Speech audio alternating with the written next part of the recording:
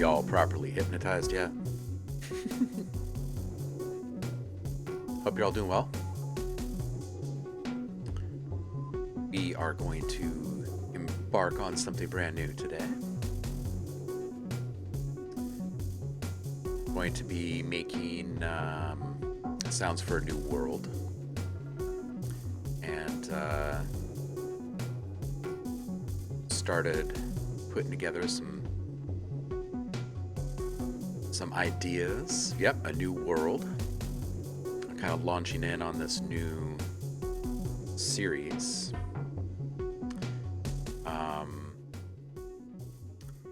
The concept is pretty open-ended, calling it the universe of sounds. And each of the installments in this series will be a unique world or moon, outpost, station, some sort. Yeah, so unique environment, unique situation, technology, type of energy, type of climate, all that good stuff. Yeah, right? I figured it'd be a good thing to share with the stream. So, to get into the mood for all of this, I feel like we should be looking at some pictures. And I also kind of feel like we shouldn't be listening to this in the back.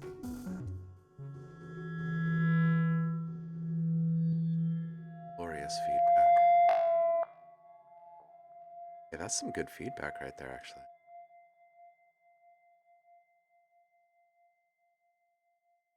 Paul, welcome in, dude. Let me just flip off these things and we'll turn on something different. Lots and lots of distortion stacked on top of each other. All right, so I am going to open up maybe just some kontakt. I'm just going to play some kind of like weird little atmospheric thing while look at some pictures and start to conjure a mood. So I can get into the right frame of mind. Let's do straight. Something kind of aired and expansive.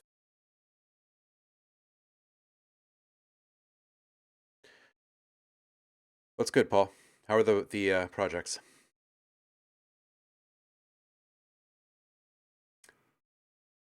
Go with like maybe just something distant, maybe delicate. Do we have anything? Ours call.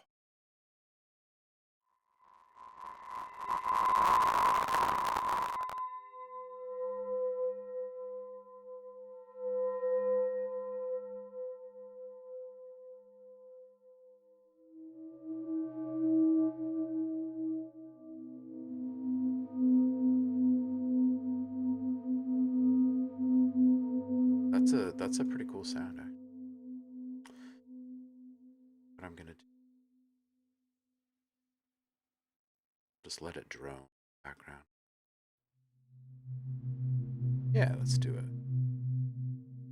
C, dude. Everybody loves C.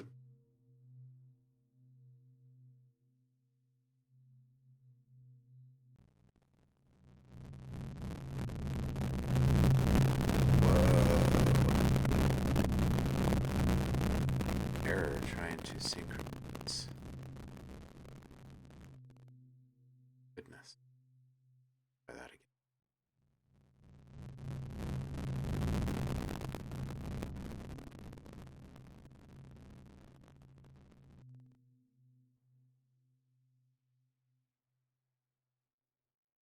What is it?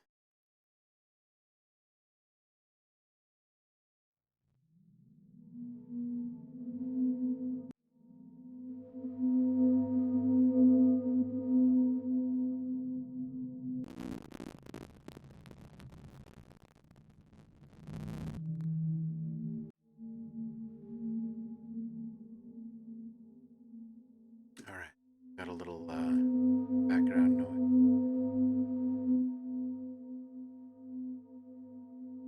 So, block 11. Yeah, we could do one. Ah! One block too late. Or one track too late. Yeah, come on in. Drop it. Or actually, if it's already in the queue, we can just.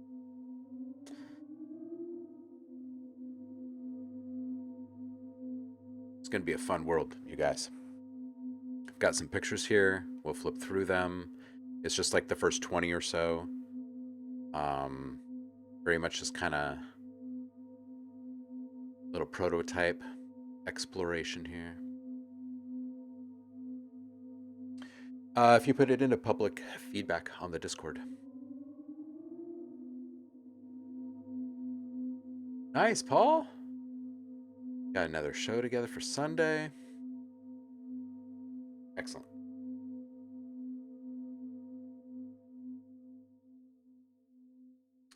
Where am I going? Discord.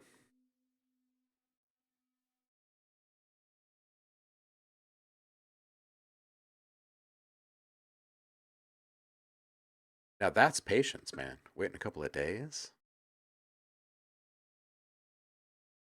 Thanks, Dan. Just started trying to get more serious with music and need help learning EQ compressor stuff. Yeah, absolutely. Absolutely. Public feedback.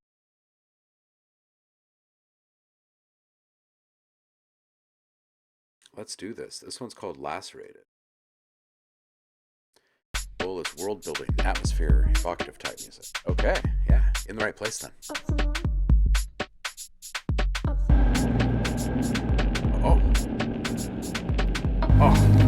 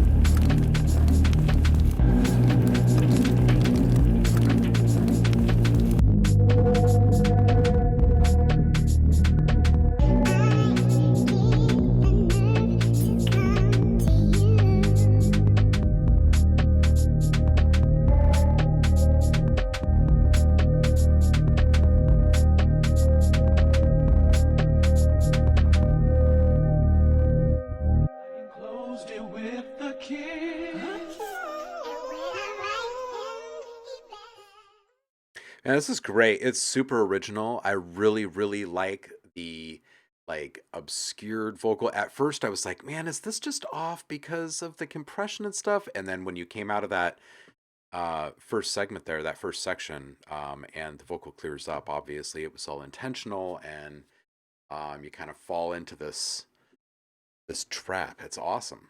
Um, yeah, wonky time. I agree, Paul. I think it's really unique. And I would say that if you wrangle in the loudness, this is going to feel really great. Right now, it's just too loud. If you put a meter on it, that can show you decibels and LUFS, you'll see how loud it is. Loudness is measured in LUFS, and um, it's just too hot right now. I'll show you right now.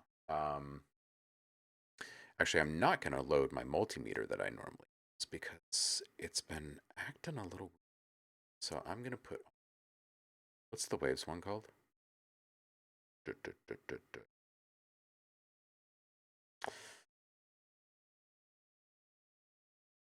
So a luff is a measurement of perceived loudness.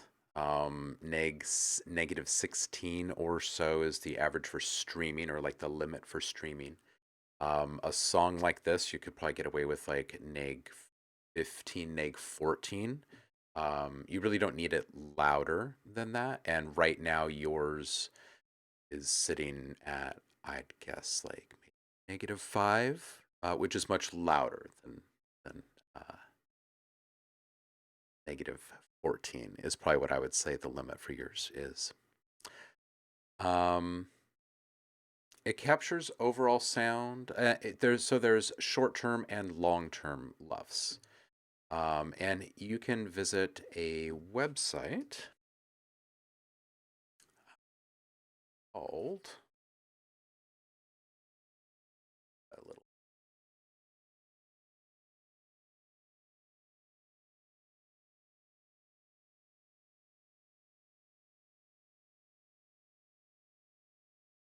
there it is, loudness penalty.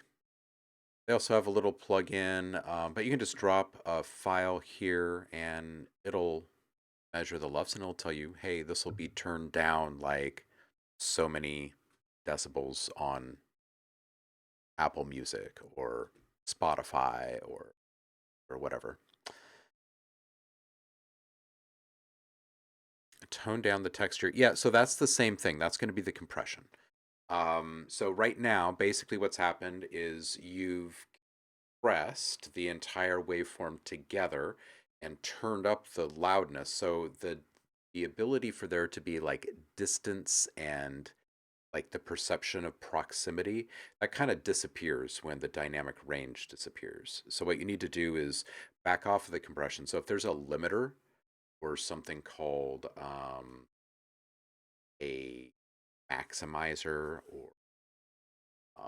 or if it's just a compressor that you've got somewhere at the end of your chain, just take it off or bring it way down, right? Back off that threshold. There's probably an auto gain on it, so the more you change the threshold, the louder it gets. Just back way off of that. Um, and that texture will go way back down towards the noise floor where it probably was to begin with. And if it isn't at that point, like once it's at a more agreeable loudness, then all you have to do is make small volume adjustments. You can always play with a little bit of EQ, but you have nice crackly little textures up there. I wouldn't really touch too much of the upper frequencies. Like you can shave off the stuff up above like 17 or whatever. The stuff around 10K is always super awesome for that type of texture, but you do want a little bit above that so you can kind of capture the fullness of the top end of it. What's a small laundry list of technical aspects I should spend some time learning based on what I'm going for, what you heard? I don't want to learn everything under the sun, just what's necessary to keep atmospheric world tunes. Yeah. Good morning, Seth. How you doing, man? Or afternoon, as the case may be over there. Yeah, I would say don't don't focus on the lowest frequencies, the sub frequencies, unless you're actually using them. You know what I mean? Like, don't include frequencies that aren't necessary down there because it sucks away the power of your sounds. You should really use it as like an embellishment. Um, Two, don't um, don't be a savage. EQ your reverb. Like all of your reverb should be EQ'd. So again, you're not letting the lowest frequencies hang out in a reverberated state, so other frequencies can knock into them. Um, and don't let the super high reflections through on everything either. So EQ your reverb. Um, Pre-delays matter. So having a good pre-delay setting on your reverbs is the difference between something that is perceived as realistic or natural versus this is something I can easily dismiss. um, and then I guess my other bit of advice would be aim for left of center where you normally dwell. Don't try to imitate what other people are doing in your work. Like it's fine to try to imitate stuff to figure it out, to deconstruct it. It's a great way to learn. But when you're actually exporting your stuff, make sure that it's you, um, because that's what you're building. Those would be my tips. Yeah, the bass is in the lower frequency, but in the sub frequency range, you don't actually hear. Put an EQ this guy here. So you don't actually hear the frequencies down here in this like 20, 30-ish area down here, but you do feel the rumble. So when you're creating a hit or an impact or a pitch drop like a sub drop or um, transition effects, right? Whooshes, anything that requires the oomph, that's where you really want those sub frequencies. Otherwise, you can freely move these up. Your bass, like a bass guitar, right? Or a kick drum, or like the musical type elements are going to be down around here. When you're at like 60 hertz, you're still getting a good amount of sub frequency and it's audible, right? So you move down here to 30 and it's no longer audible. So you've also got this kind of sweet spot between 30 and 60 where you can set your low end cut and keep it minimal. Like a 12 dB per octave curve is a really gentle and safe way to apply this. And you can roll this up to like 50, 60 oftentimes, somewhere in this neck of the woods between like 40 and 60. Um, and you're going to like kind of tap down some of these frequencies down here. And it's just going to keep clarity in the mix for a great many things. And then you're actually going to be able to hear the audible part of that bass instrument better as well. So, yeah, you bet. So, let's get into taking a look at what this place might be looking like. This new world of ours. All right, so we're going to look at some pictures.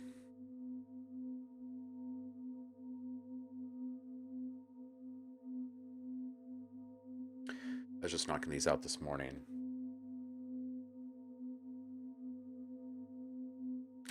The concept is that there's this kind of arid, expansive realm. The atmosphere's a bit greenish. The sand has a kind of a purple tint to it at times and a green tint to it at others. And um, there are these mounds of vegetation that grow on the tops of these dunes, jutting rocks, and I don't know why. They're air plants of some kind. I'm not sure. I've never been to the planet before, so I don't really know. But like over time, they somehow kind of just detach, like they don't have enough mass to be held or something. I'm not sure. I'm not sure. Um, Maybe it's an atmosphere thing. I don't know. But there are these kind of valley floor spots where it's not super duny and you can see a little more vegetation, which is really like you, of course, because it's a different world. Strange fruits abound all over the place.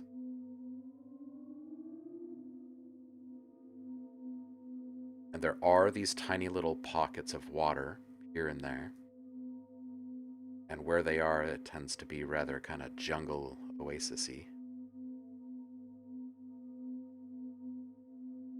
And there is uh, some form of like mist and steam, some other stuff happening here. It's it's kind of like one part serene, one part tumultuous kind of environment, I think. So you have these places that get kind of enveloped, and like this spot here, there's actually a canyon here under all of this,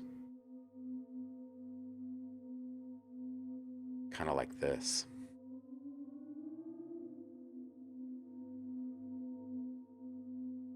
Yeah, so huge and steep elevation changes in spots. evidence of having some kind of like water or something in abundance at some point. And there is this underwater activity. You can see all of this water welling up from nowhere on this plateau. And in the back, these are huge geyser plumes. They look like asteroid impacts or something, but this is something that just happens on this world. I don't know why. Haven't been there. Haven't really explored all of it yet. But there's lots of this. Just kind of like arid expanse with lots and lots of dunes.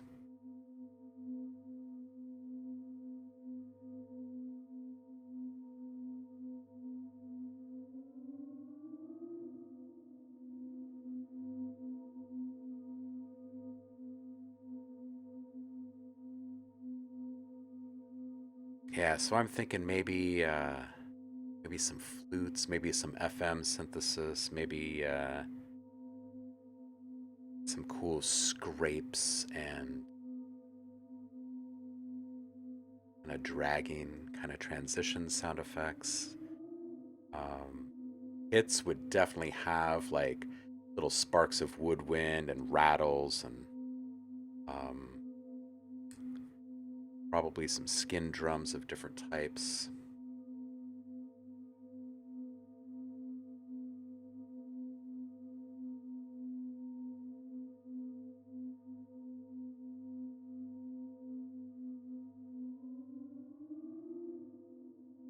This is almost like Susian right here.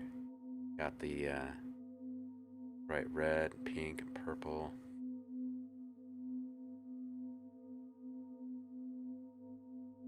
Yeah, I still have no idea where my brain is going with these floating islands of vegetation. Some kind of air plant.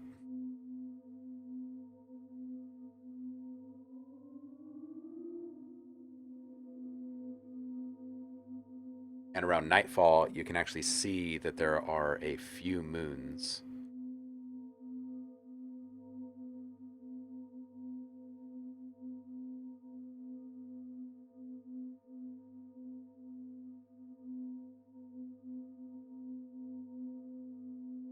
All right, so that's what I'm thinking right now. These are the kind of images that are kind of floating through my head for this world at this point.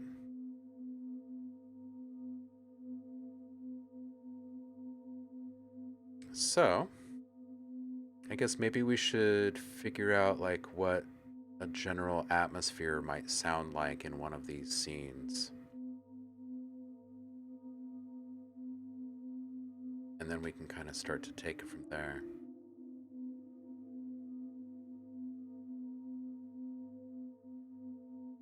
Yeah, I think these jungle oasis little like lush spots in this really arid terrain, they're going to have some kind of like mutated gibbons and maybe some mutated birds and insects that kind of populate the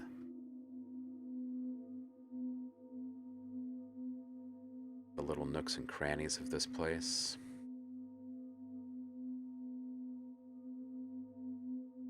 I'm hoping that these geysers can kind of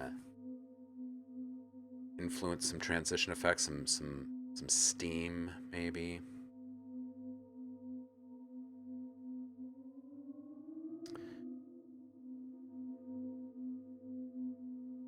Yeah, just these massive changes in elevation.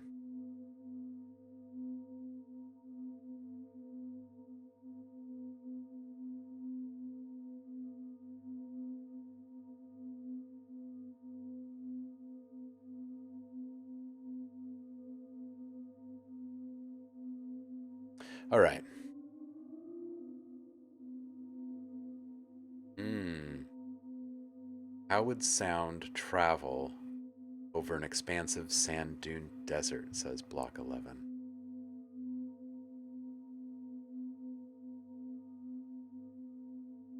Paul says additive synth and play the harmonics. Yes, I like this. Block 11 continues.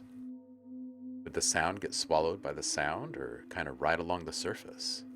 And if it did skim along the surface, how is it changing as it's like like riding these little peaks and like because the dunes are all kind of sidewinding, right? So you would think that things would kind of hit and be askew. So would the I feel like there's going to be a fair bit of like detuning and instability in the pads and drones. Um,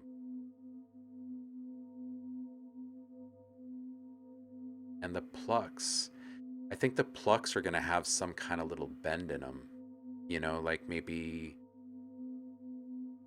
um,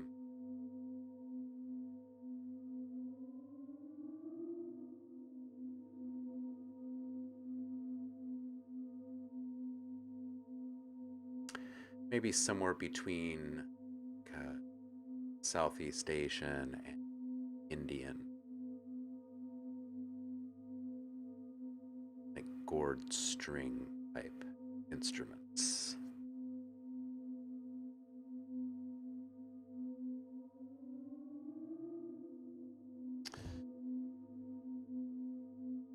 Block 11 says, would be cool to capture the sound of one of those giant patches unrooting itself from the earth. Yeah, right? I was having this great little conversation with myself as I'm like making all the images and making all the images, writing all of the prompts to make all of the images, to assemble the images. We need better like nomenclature for our new reality that we dwell in. I'm gonna change this sound in the background because I can. Block 11 is asking, when you imagine these soundscapes, do you imagine it omnisciently or from a specific human vantage? Like you could picture a person standing in one of those island patch things and capturing the sounds as it leaves the world's atmosphere and is consumed by the microscopic patch of land it's on. Yeah, so in my mind, I'm still developing the backstory of like um, the the impetus of the journey that we're on, but it does have to do with a sound seeker, like a sound hunter, like an intergalactic sound hunter.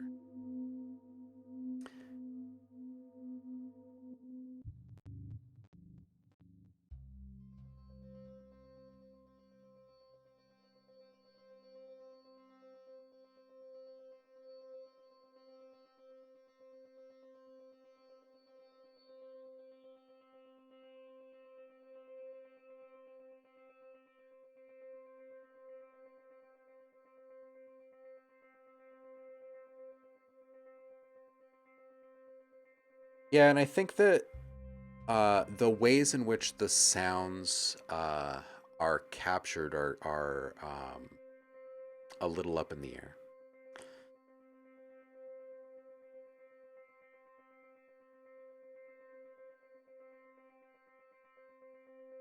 Yeah, still developing that side of the concept, like how the description will be presented and whatnot, for marketing's sake. But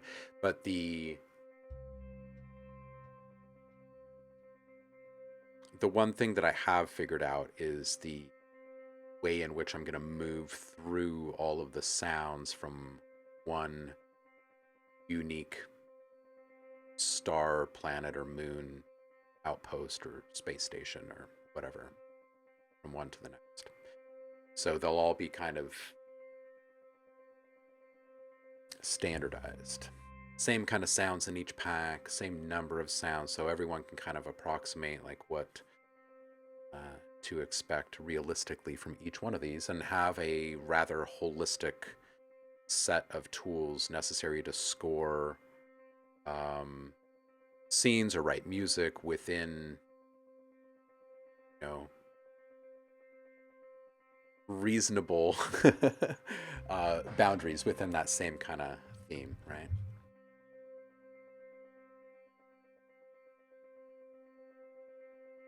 Halo's good. There's so many.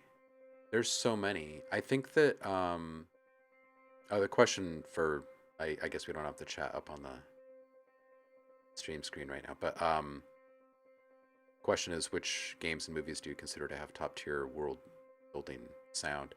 Um, and saying Halo is definitely up there. I think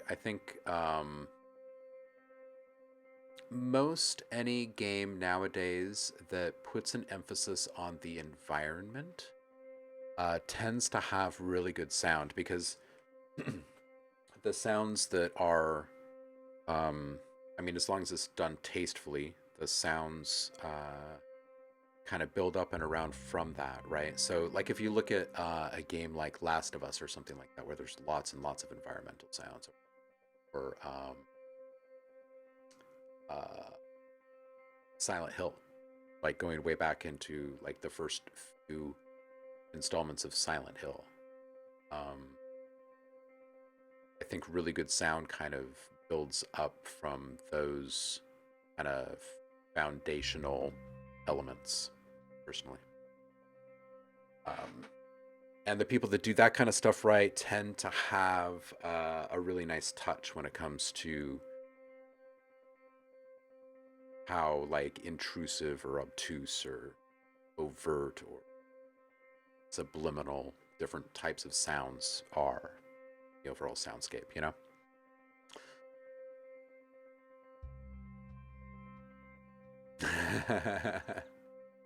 Castlevania. Um, Also some vocals. I think maybe some vocals in this. We're gonna have to put a bunch of my sounds in. Oh, there's even one called Sand Plant.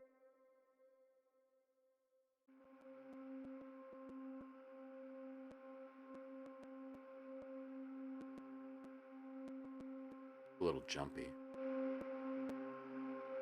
Put in something.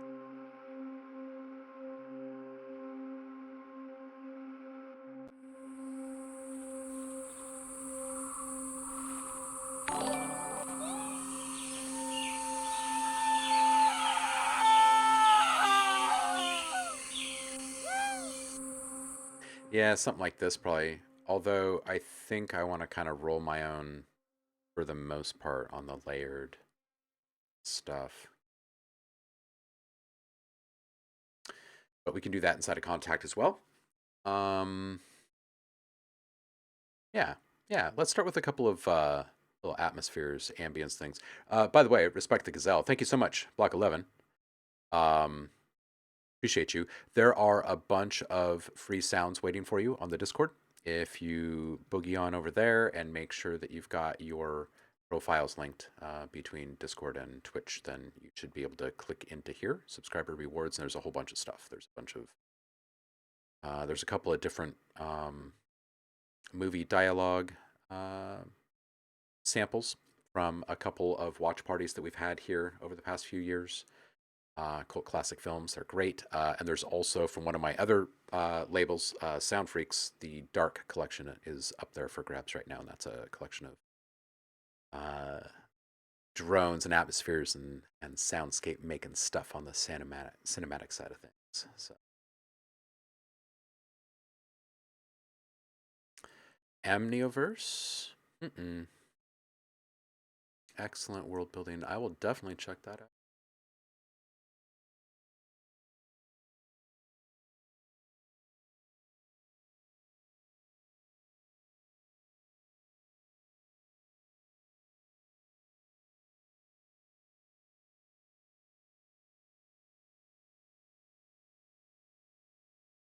Oh, sweet, I will definitely check it out.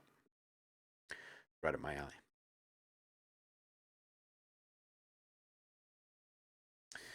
Um,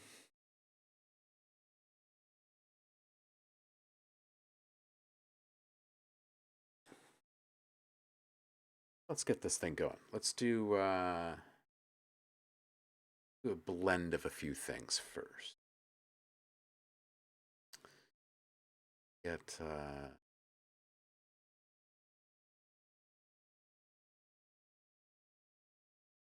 actually no. I want to keep this open. I want to get got this looped so I don't Or-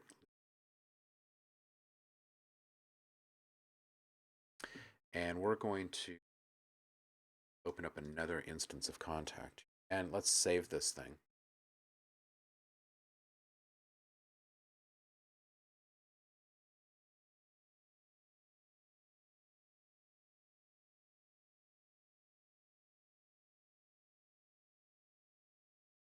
Of sound. And I actually haven't given this thing a name yet. I just know that I want it to be like sand and floating islands. That's all I really know. Tags on here.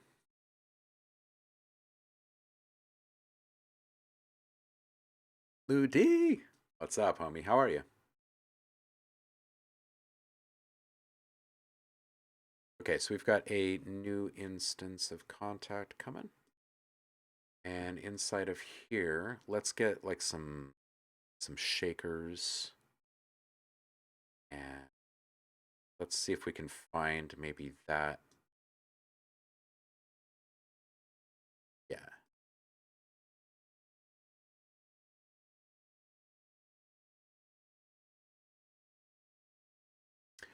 Block 11, you got to make sure that um, your Twitch and your Discord profiles are connected.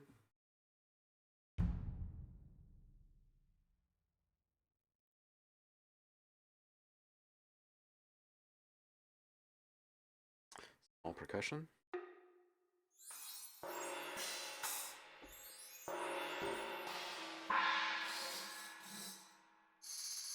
There we go.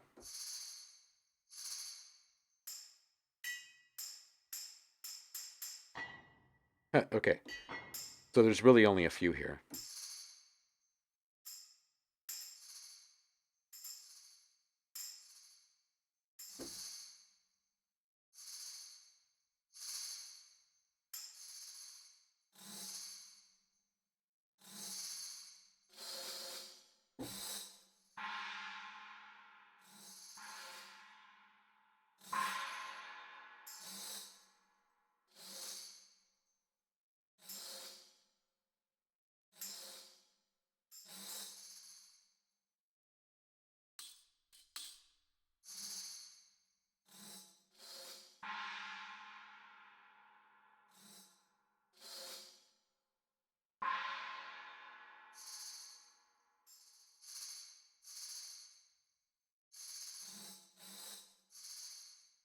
You know what I'm gonna do?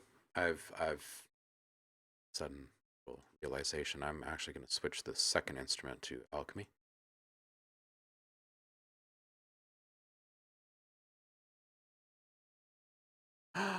Udi. Oh, Udi is saying I'm a little sad. I had a little accident while shaving today and had to shave off my beautiful long beard. Now I look like you, almost like you. Not quite as pretty as you, HomeLab.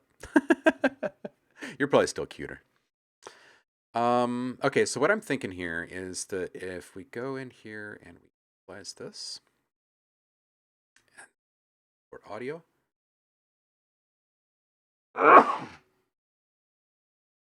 Excuse me.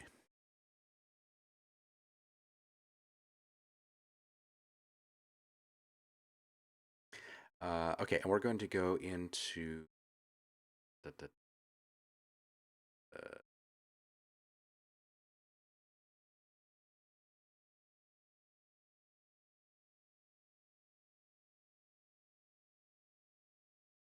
track. Go. Am I going to have to pull up my own? I'm going to have to pull up my own. Orchestral. Tune percussion. Orchestral. Let's see what we can find in here. That sounds perfect. Fantastic.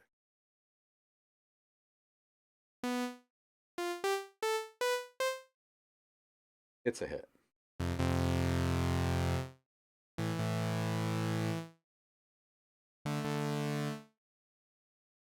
Wow, this is taking a long time. I guess we are importing like a ton of samples they didn't need. But you never know. You never know. We're gonna create a new world, and happy accidents happen all the time. So this is taking in unusual. Where's the hold music?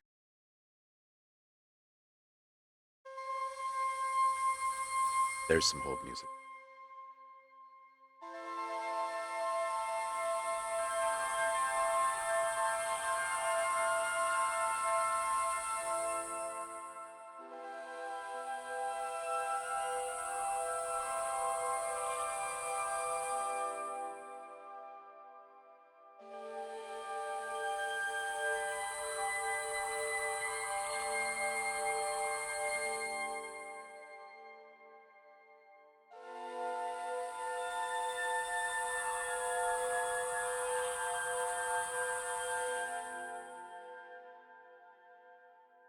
Oh, and it's still loading.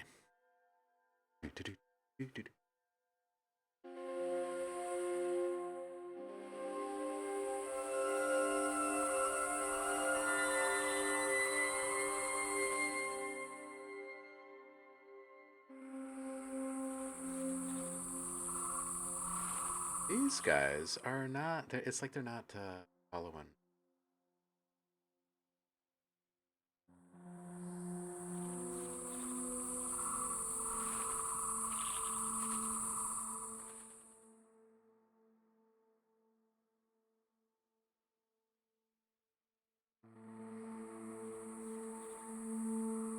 That's usually when you just some stuff.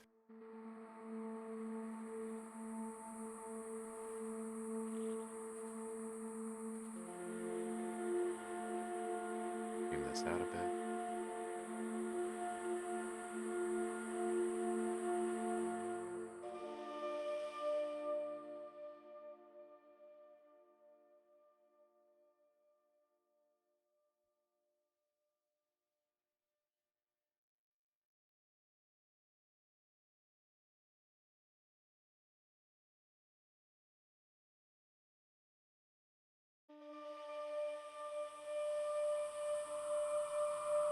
That's better.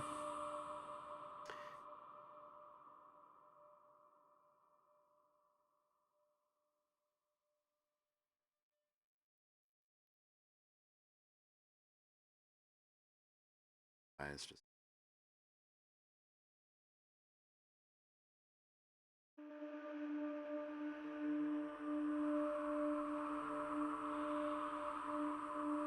that's feeling a little better.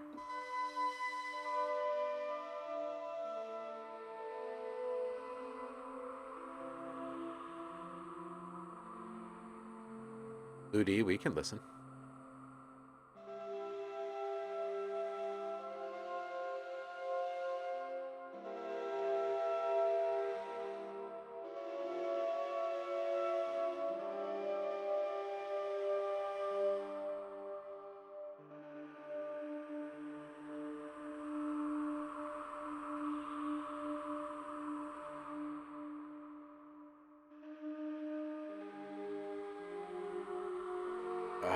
Ah, the detuned flute.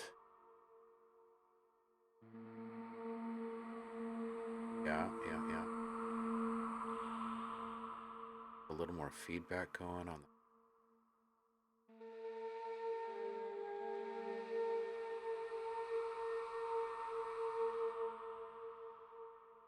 And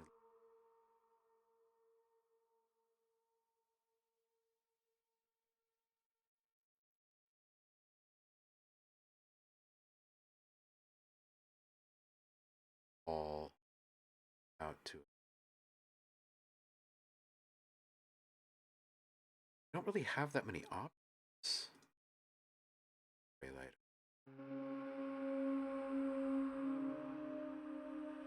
And maybe what I'll do is I'll take this down. That's what I might keep. And send this through.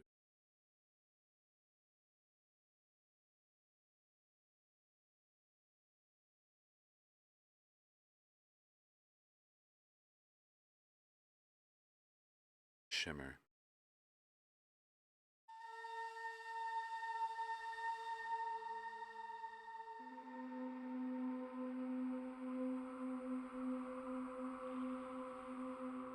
Ah, I hate it when that happens, Ludi.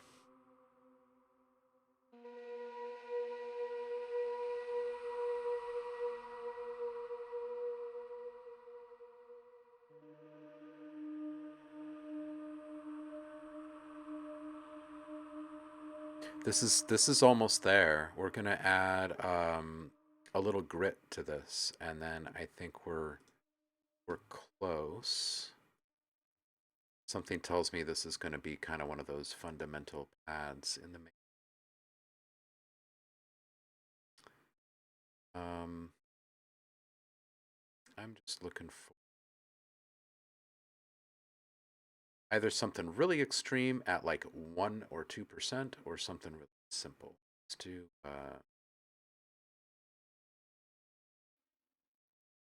let's do this.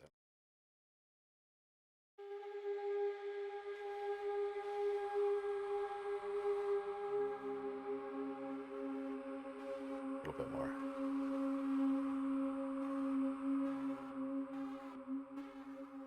Okay, let's. This is a little extreme. Um, this guy. Dial this back, and we're gonna take.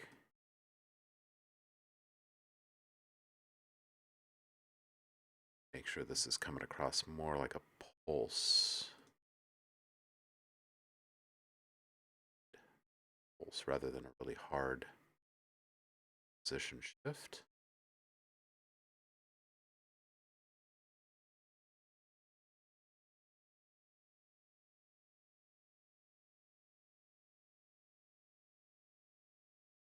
Go, and we're going to back off the morphine tricks as well. Good. All right, let's give this.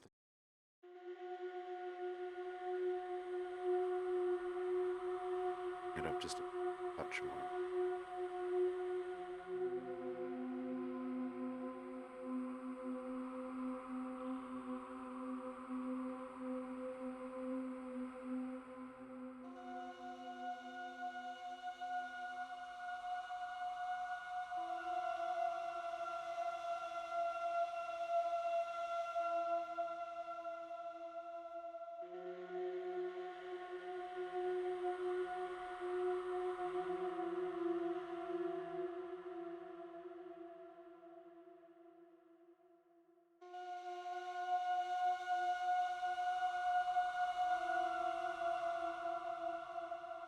Okay, we need to play with ADSR jet.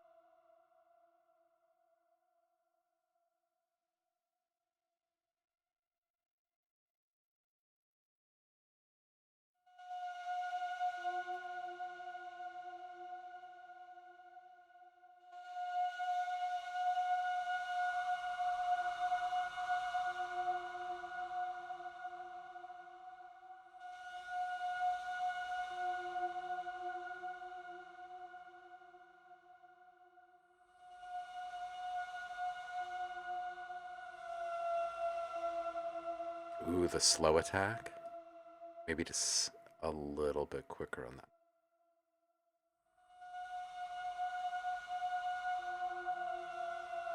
I think I actually kind of like it push.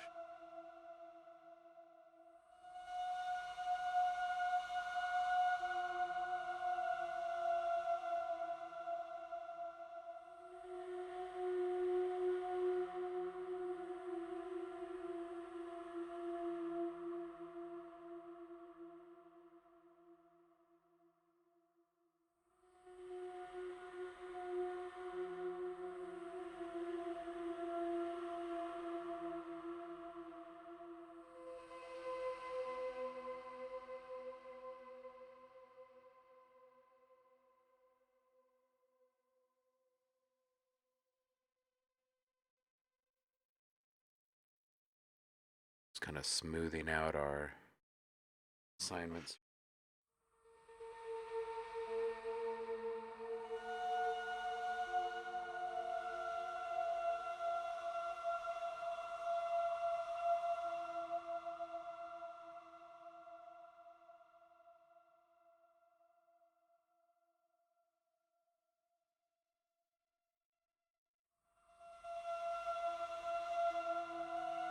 Yeah, a little further out to the sides. Brighter overall.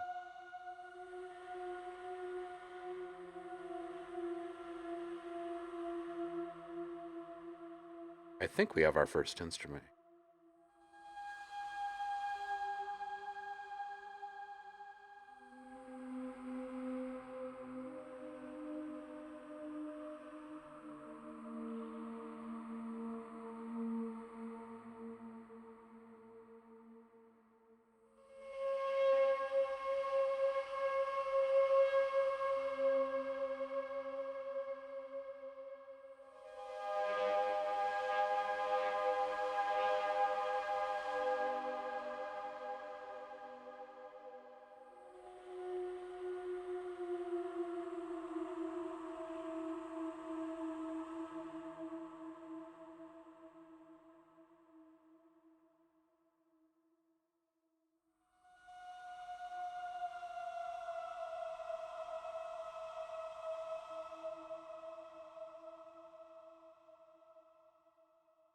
What a lovely sound we've made, huh?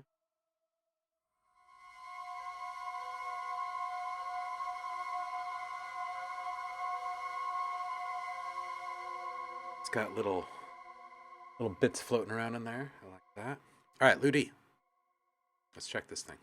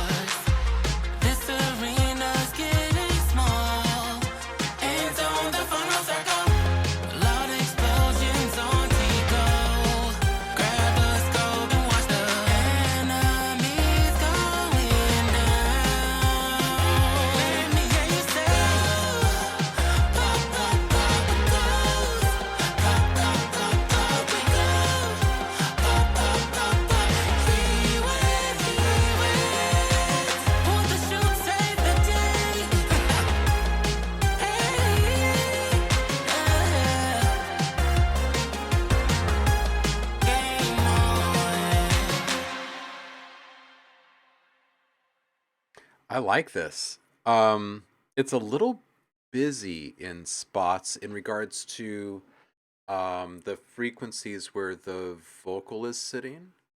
Um, it might just be a matter of scooping a little bit out of the reverb channels around that same frequency range that the vocal is in. I think that might help. Another thing that might help is to duck the vocal reverb with the vocal channel itself so it's getting out of its own way. And maybe tap down the high end in the reverb EQ just a little bit to get some of the reflectivity down. Um, it's really good. It's a really solid track. I kind of want that ARP to come down a bit when the vocal's happening. I was noticing it more here.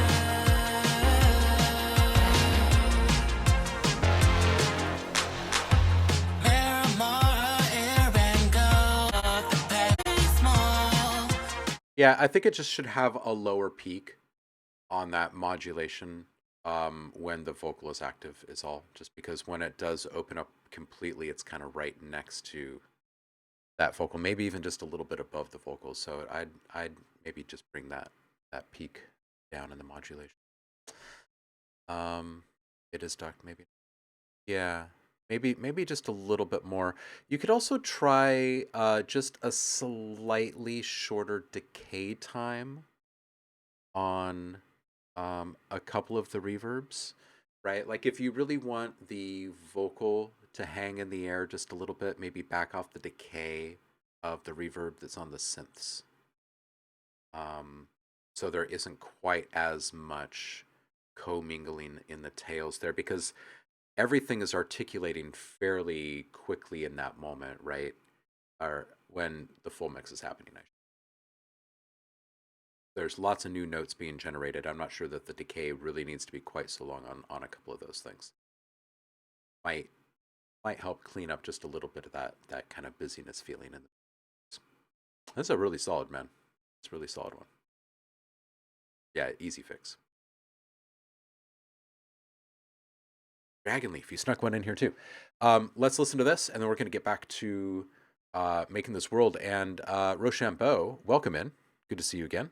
So the new world concept is I'm developing a new world of sounds, and it's going to be a new world or a new series where different worlds, unique environments are being explored. It's very much kind of on the cinematic side of things, but there's going to be musical instruments built for this, and a lot of really good samples to build up, cinematic depth and atmosphere and whatnot in tracks and soundtracks and whatnot. So it's difficult to make the vocals sound dreamy and not use too much reverb. Yeah, no, I'm not saying reduce the decay on the vocals. I'm saying reduce the decay rate on the reverb on the synths, not the vocal. And just like a smidge. So that way the vocals can hang in the air and there isn't quite as much competition in the reverb channels, right? Like you're doing a really good job of allowing things to have their individual moments in the mix. I think it's just the reverb. So a couple of those instruments can come down a bit in the reverb mix maybe, or you could take their decay time down just a little bit, just kind of help make a little bit more space for the vocal to hang. Yeah, there you go. Be Phil Collins. Gate your reverbs. Easy, right? All right, Dragonleaf, let's do this.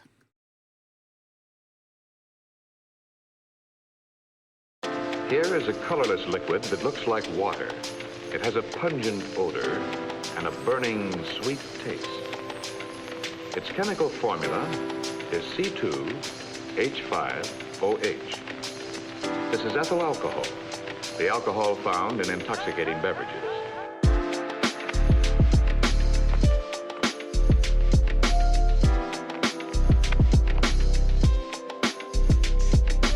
The alcohol travels down the esophagus and into the stomach and the small intestine.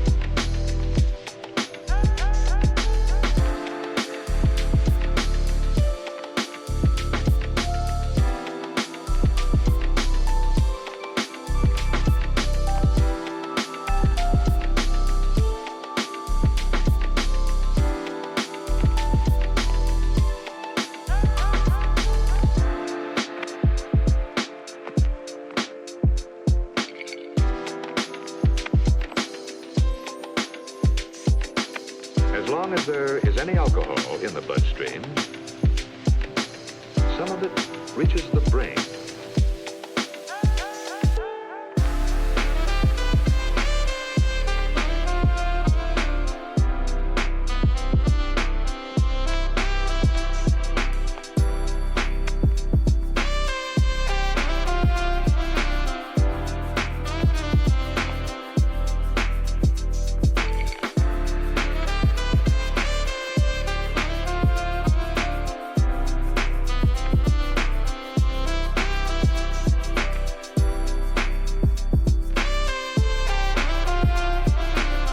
This is ethyl alcohol, the alcohol found in intoxicating beverages.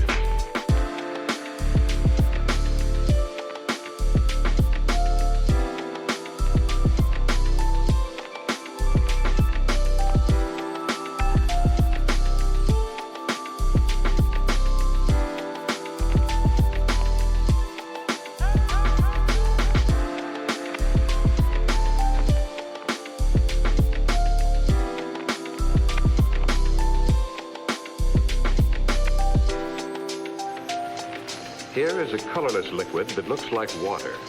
It has a pungent odor and a burning, sweet taste.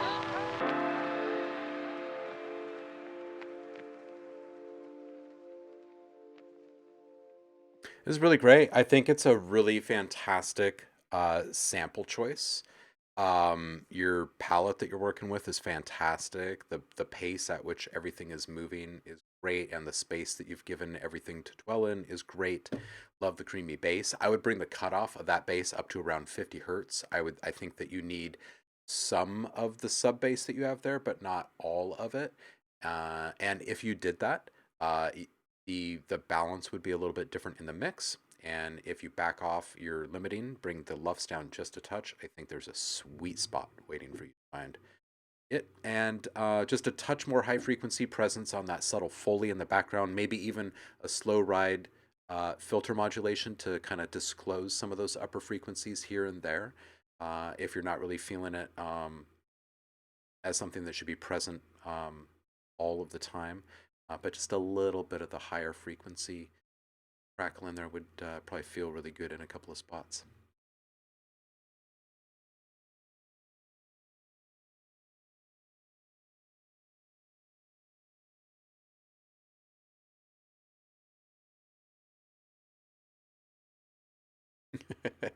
Yeah, the full service thing is just gone, right? Yeah, we just it's odd, but we just like what is today? Today's the 20th. Today is the 20th day of people in Oregon pumping their own gas, except for in the stations right across the border in southern Oregon next to California, because I don't know why. But anyway, yeah, this is it's like the end of an era. End of an era.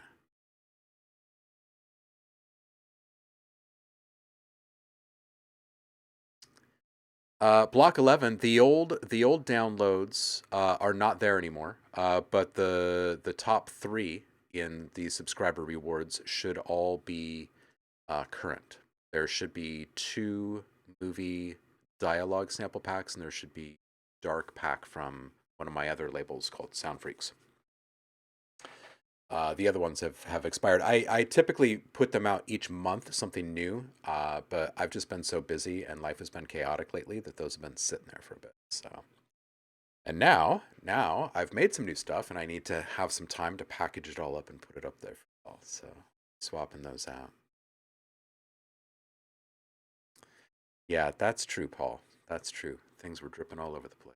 Loomish! Oh my goodness, Loomish, dude! Happy Hump Day, homie. How are you?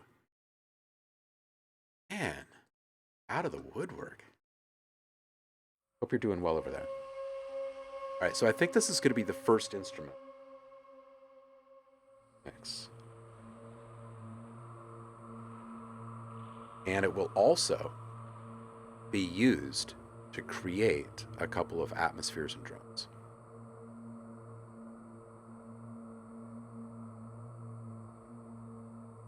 Question is, what key is this planet in?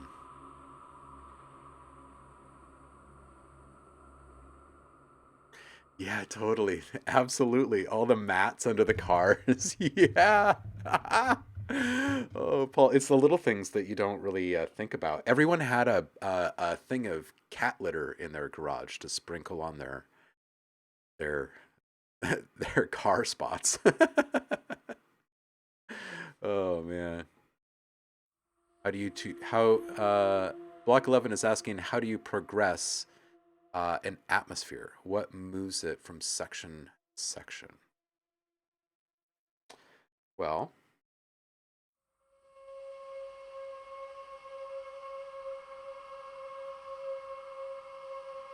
if you look at most scenes will have a pretty consistent atmosphere. If there is like some sort of sound design or musical um, atmospheric element in the mix, um,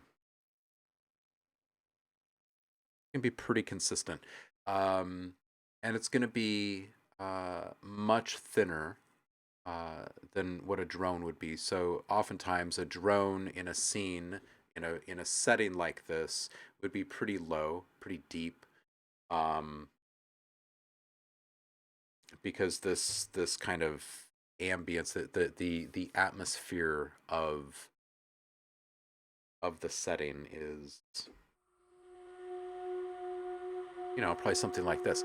Be down in the mix, right? So we're talking like we'll bounce this thing somewhere between egg 32 lufs and egg 20 lufs. Just kind of depending. Like these low notes down here,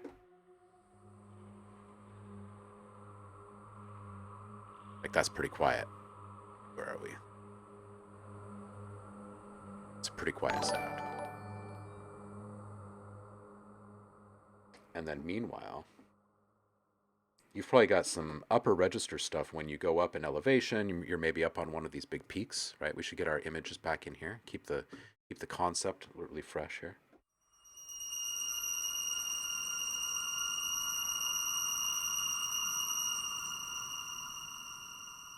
So those mid-range octaves can be used for the orchestration for the actual composition work, and then the kind of extreme highs and low octaves can easily be used to conjure the atmosphere and ambience from one moment to the next.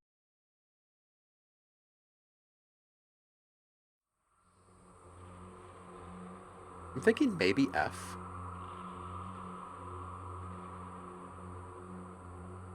Yo, Doc, welcome in. Happy Wednesday to you.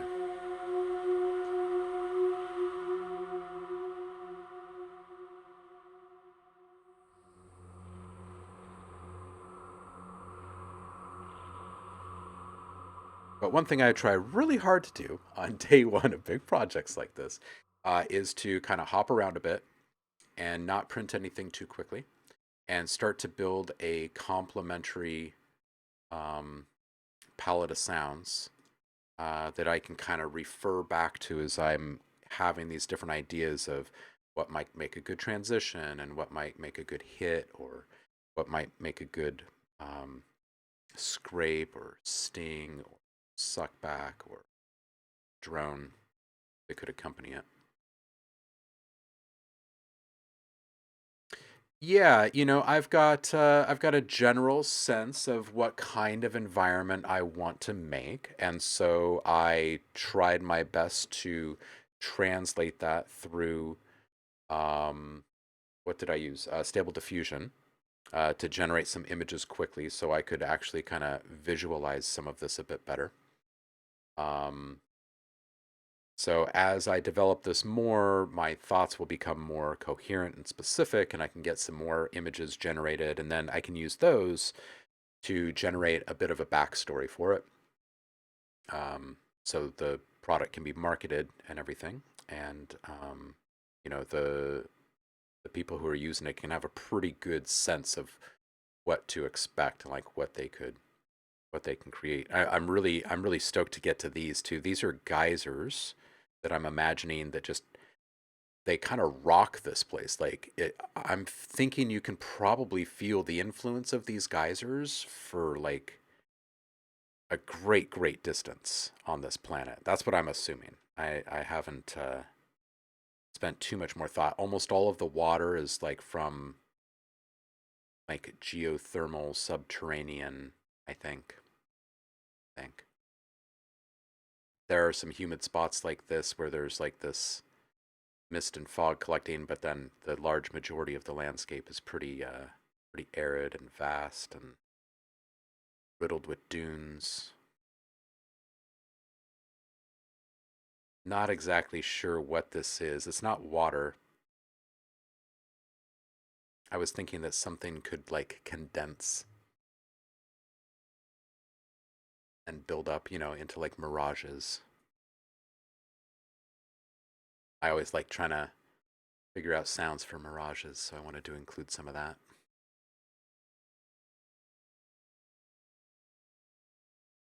And there's these, I was trying to describe them earlier, but the idea here is that this is a very arid place. There's a few pictures here with some water, but it's a very arid place, really. So these these air plants of some kind. I don't know what they are yet. They grow on the tops of these dunes and mounds, and then those get washed away or eroded or whatever, and these things kind of lose their mass and they kind of float up. Like they eventually kind of detach, like these. And there's kind of these little pockets of like almost forest of these kind of floating air plants, I think. So I'm excited to get into this realm and start to explore that idea a bit. And of course, these are all just the ideas that I use for myself, right? To kind of prompt the direction of sounds, and it just helps make them more emotive and have a bit more of a life force. So when people use them, they're inspired.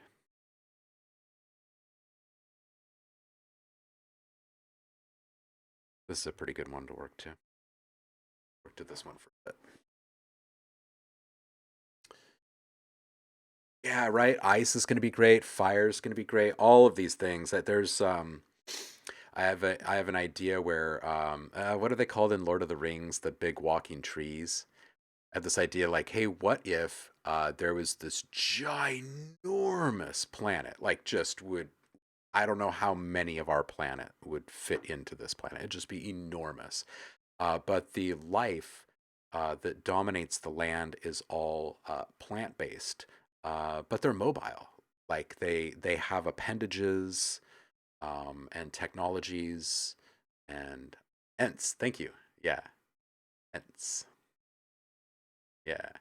Block 11 says, any authoritative sources on learning sound design? Feel like I'm operating purely off intuition and would like to know how to take attention and turn it into a sound. Currently making stuff just feels like random chaos where I'm mostly surprised by accident. Yeah, you got to get away from, wow, that's awesome, to now I'm going to do this and end up with this. Like arrive at it through intention. Yeah, there's various programs and stuff that you can enroll in. It really depends on what you're trying to get into, honestly. Like specifically, because um, most places that offer some sort of curriculum have a fairly generic kind of offering that's meant to satisfy one pretty specific kind of audience. Um, and I've written curriculum before, like I've taught in classrooms and whatnot, and done lots and lots and lots of training over the years, and I can definitely say that there's a um, like a if you're taking it seriously and you want to do it long term and really kind of master your craft, there's a need for really good mentorship, because it isn't just a couple of quick transactional exchanges over Zoom or whatever, right? Like there's folks that I've worked with for years. Some of them even hang out here that they've taken lessons for years or whatever. They still bring stuff by for feedback, and it's a process. It's a process. I mean, there's a lot, it's a lot. It's years of awesome playtime. Just move at your own pace and try and focus on the stuff that you are truly interested in. So passion doesn't waver and you don't start feeling like any of it is a burden to keep up with, because there's a lot of change. Um, and Yeah, try to surround yourself with the tools that you understand most intuitively, so you can be really innovative.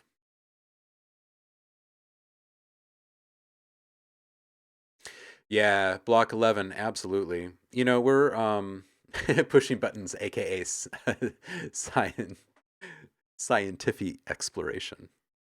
That's awesome. Um, we need to get some workshops on the books. We do. We do. But there are lots of people that just kind of hang out here a few days a week and soak up stuff too. So for what it's worth, there's a lot of different ways in which you can learn. You can always shoot a message, like shoot me a DM or contact me through the website or something like that. We can always talk to.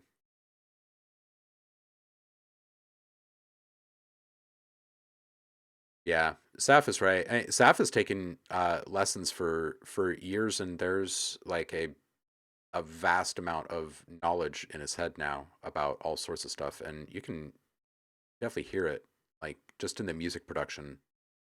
Um, yeah, it definitely helps unlock things. More than anything, I think it's just a good way to continue to spur exploration. All right, so we were about to, at one point in time, play through some of these instruments over here.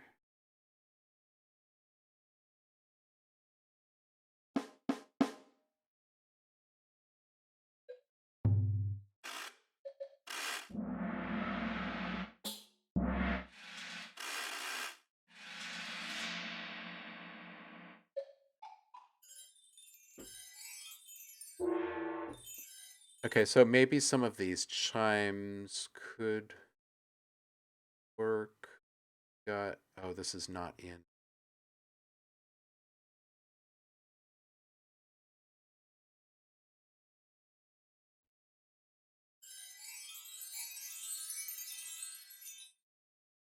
I'm going to come back to this. I'm just having a little idea here about some bowed metal. And I think maybe a little bit of bowed metal incorporated into some drones and stingers and stuff would be good. And maybe some skin drum.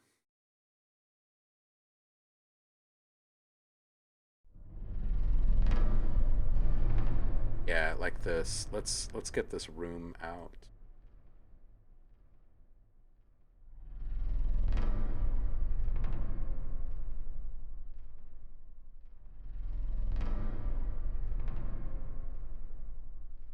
Yeah, okay. Let's get back down just a bit.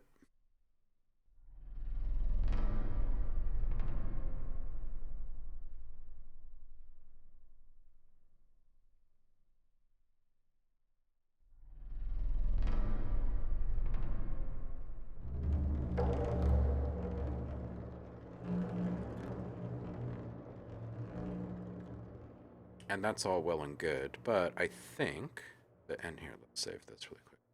I think that some additional movement help.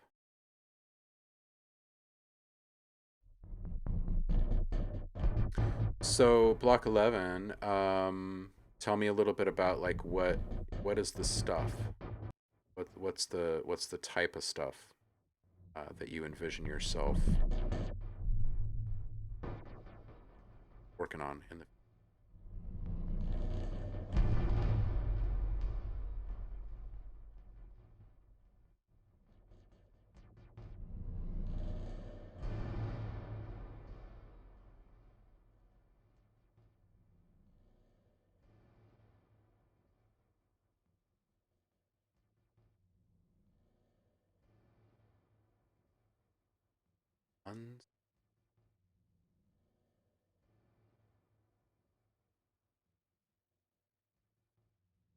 unfiltered? Maybe.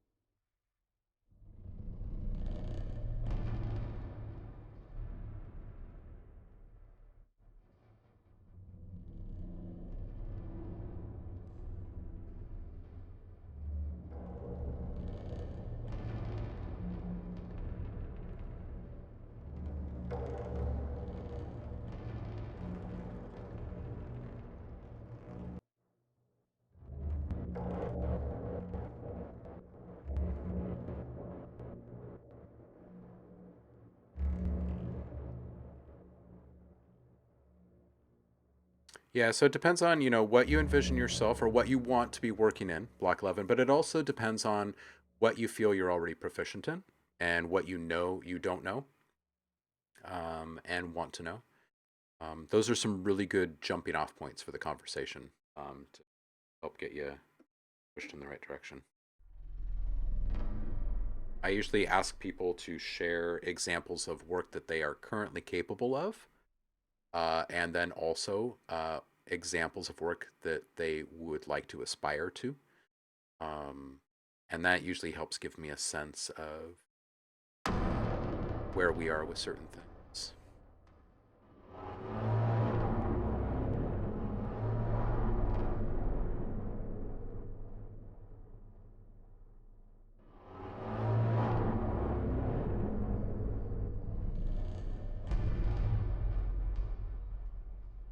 See, something like this even could be involved in those kind of giant air plants lifting up if it's kind of right. If this had also associated with it, like the sound of like some maybe like some grass being pulled up by its roots, right? So you kind of feel that turf lifting up, and you start to hear that debris to kind of fall down, right? If that's layered in with like a where did my keys go here?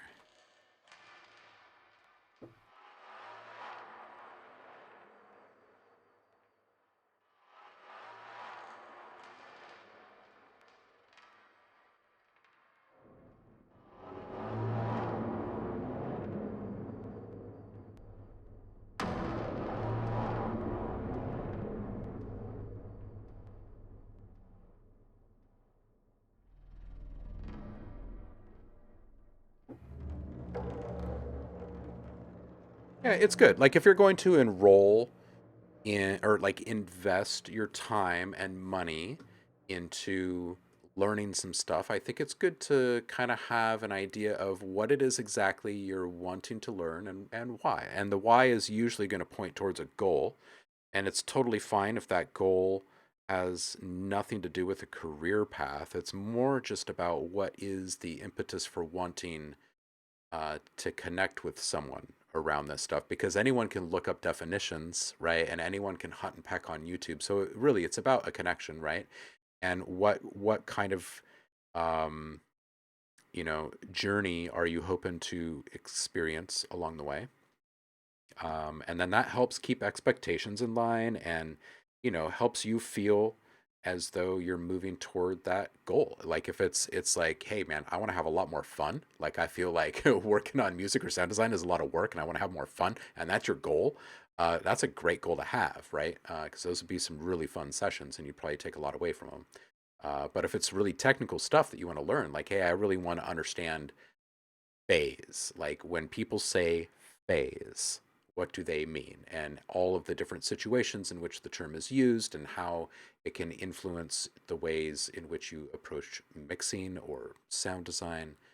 Um, yeah, break it up into pieces. Break it up into pieces. And I've had lots of people over the years like do it in different ways, and it's like more power to them. The better they learn, or however they learn best is how they should be doing it, is the way that I see it. Like Saf over the past few years, like his thing has been, it used to be like a topic specific thing, and then one day he switched it to packs. Like he has a sound pack that he's really inspired by, that he's seen, it looks super impressive, and he wants to know how those sounds are made, right? So it's good to have stuff that's kind of finite, that can be consumed in a short period of time, like an hour or two, right? But that it's so open ended on the back end, like the implications of understanding the fundamentals involved in those processes, you can play with those for a while between sessions, right? And really kind of acclimate to the new superpowers and try to correlate, the mechanics of it all, right? Understand why these things are occurring and how you're arriving at this outcome.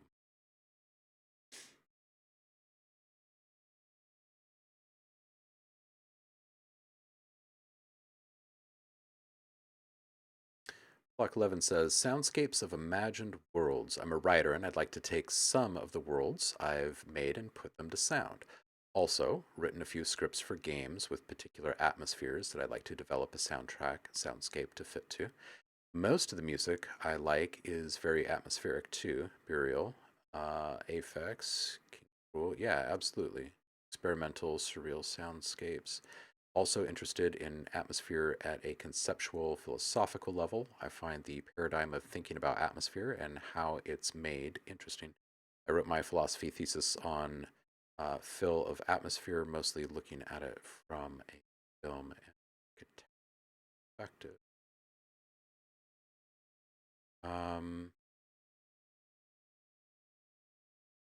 Kovsky. Yes, absolutely.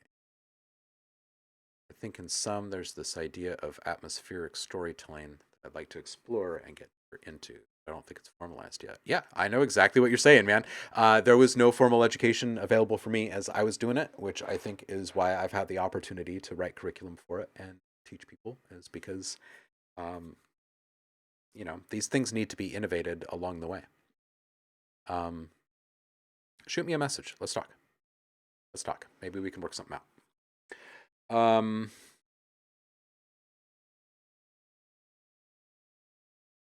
Okay, so I got a little distracted by this skin drum. I'm going to come back to that as well. I originally opened up Kontakt to add a little bowed metal. I'm going to pull that up as well.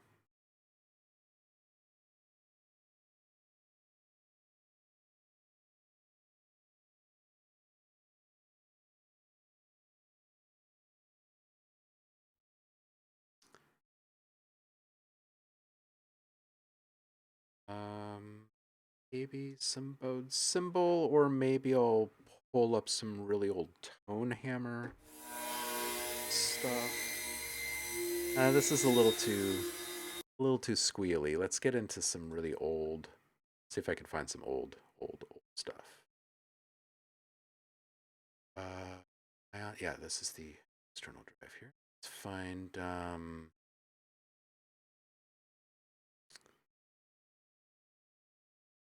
sound iron or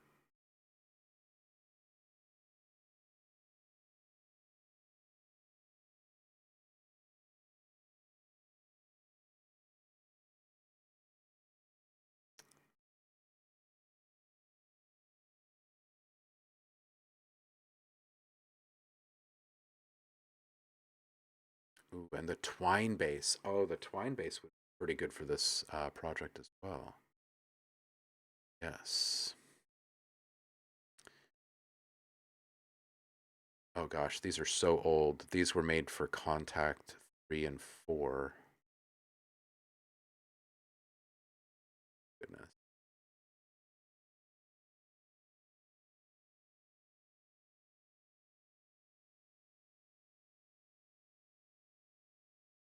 Bowed or frozen? Let's go with bowed first. Bar.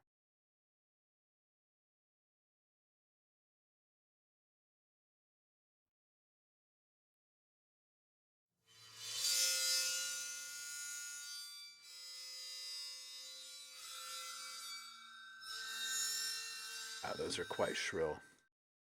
That's not what I'm looking for at all.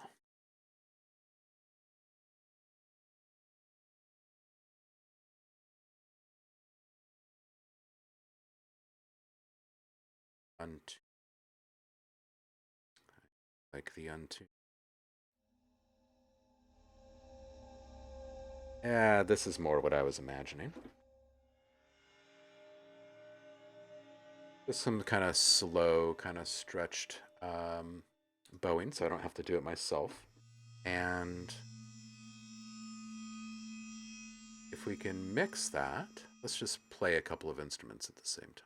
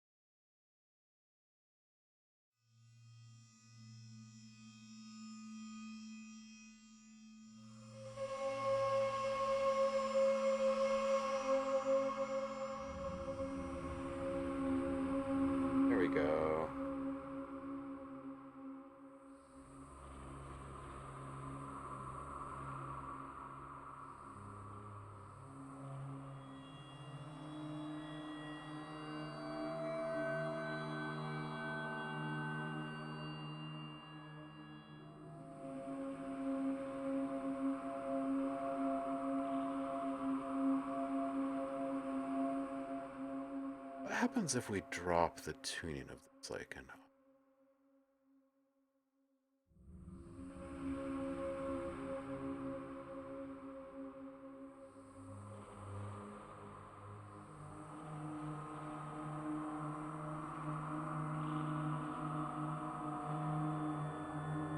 well, that's pretty mysterious and unsettling and intriguing all at the same time.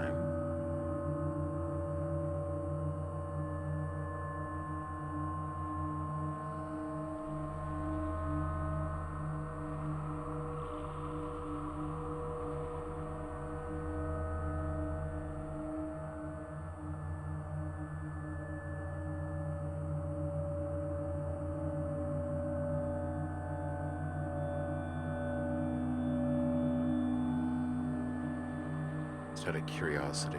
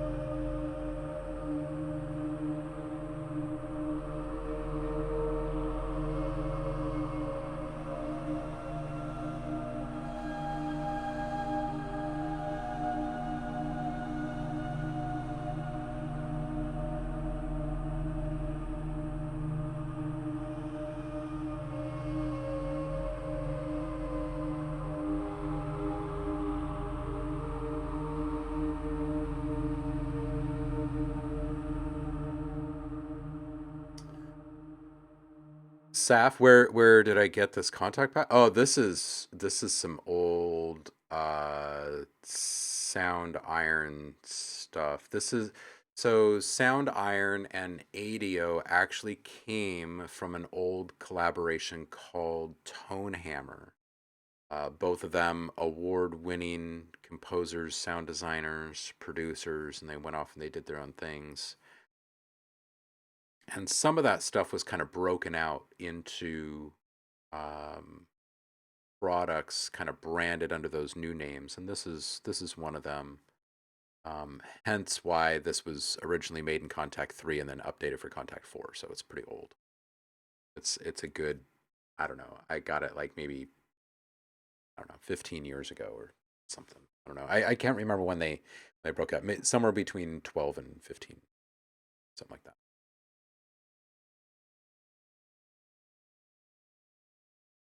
I always like their stuff though because there tended to be something just slightly left of center about most of the stuff, which made it really great for cinematic work.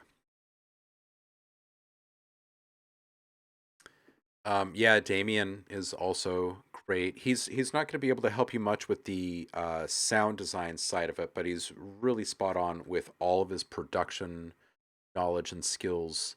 And his mixing brain is great, like through and through.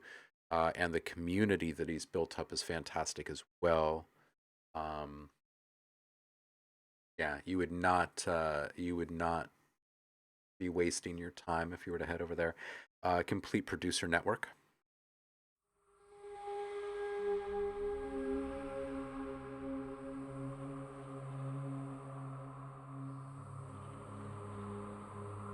Ooh, that feels nice right there too.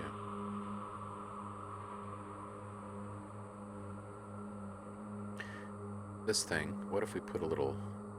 If we put a little metal into this metal?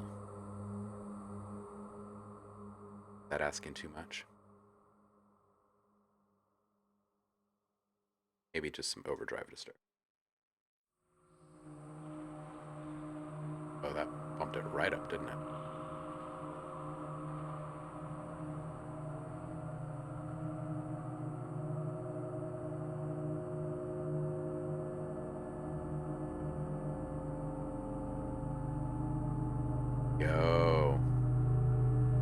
getting there. We're getting there.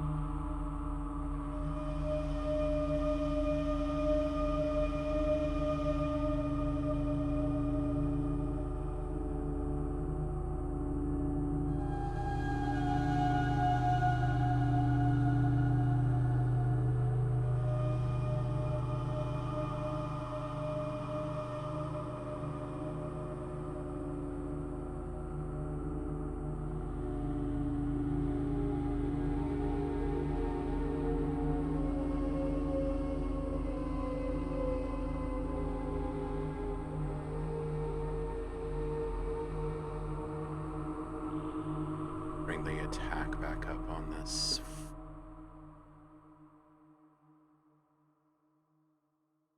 Although, and I do enjoy that really ambient attack. It is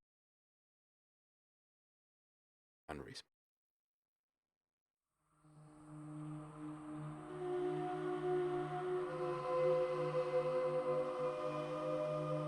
A little bit shorter.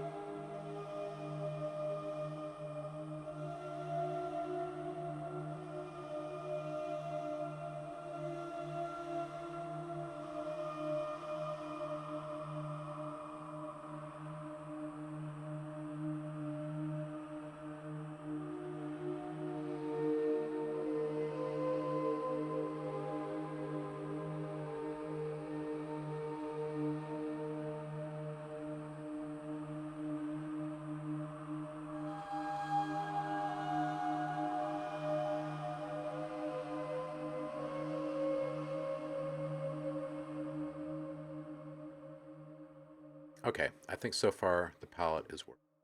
Let's add some drums because we got to get some drums going on in here. And I think that we might actually be able to, I'm kind of thinking on the fly here.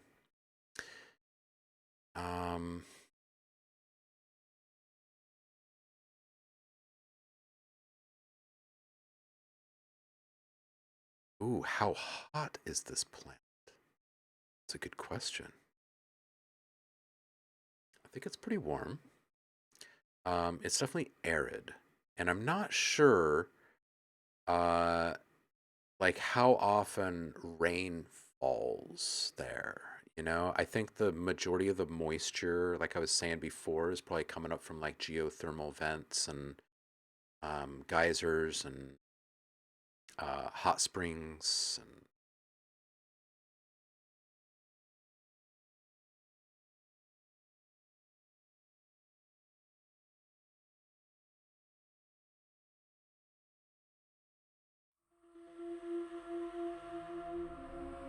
all right, let's get a couple of drums worked in. Save.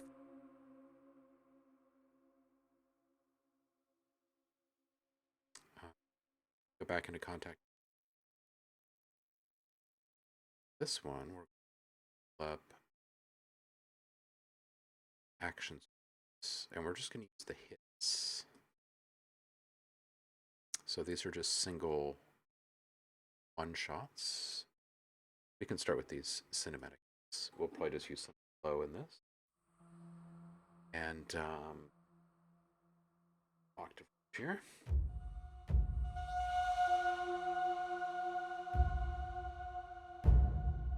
Maybe something like this. Or maybe just a taiko. Here, let's pull up a taiko. It doesn't have to be anything like super flavorful.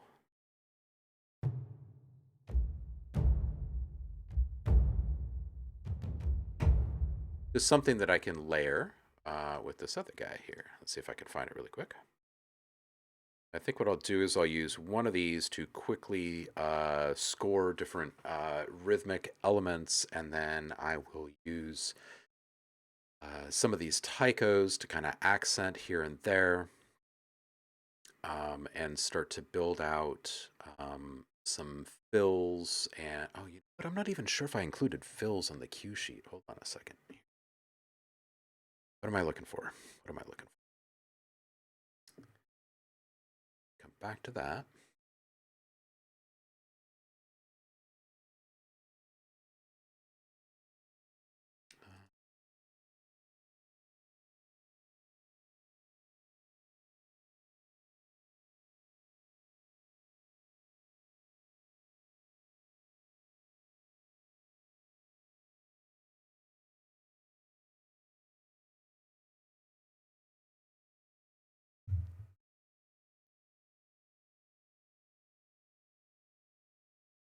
Bear with me here. I'm just going through some notes.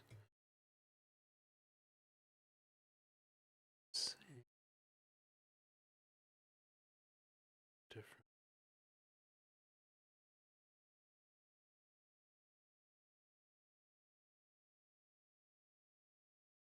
Okay. Spheres, drones, pulses, rises, hits, stinger,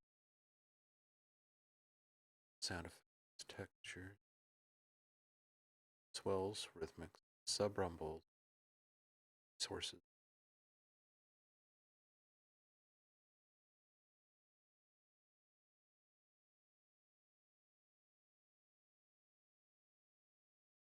I guess some of the rhythmics could be filled. We'll figure it out. I'll figure it out. Might just need to add that extra category. Fills and outros. Okay. Getting back to finding our instrument here.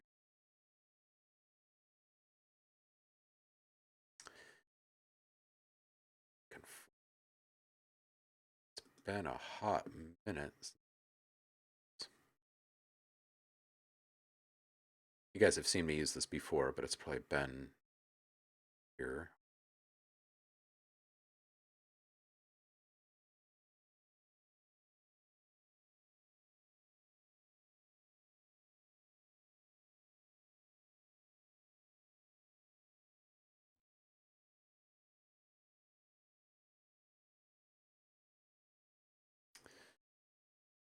All right, let's get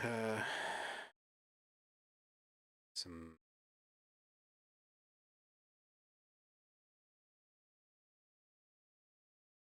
subs.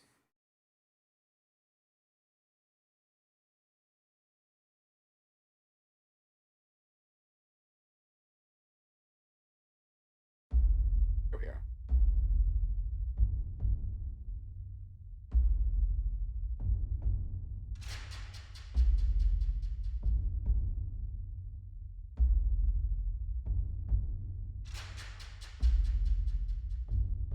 Yeah, I mean, it'll probably be something kind of similar, and I'll bring in some external taikos.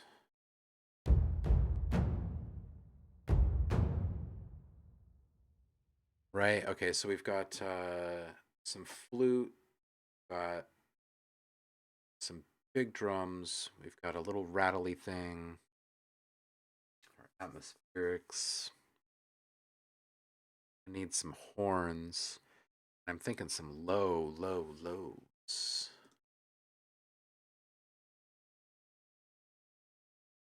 Okay, so this is going to be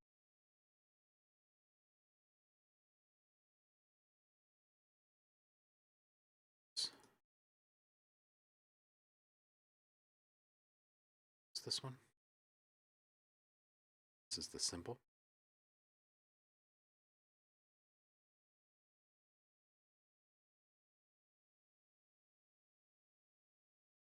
This one. Oh, skin drop.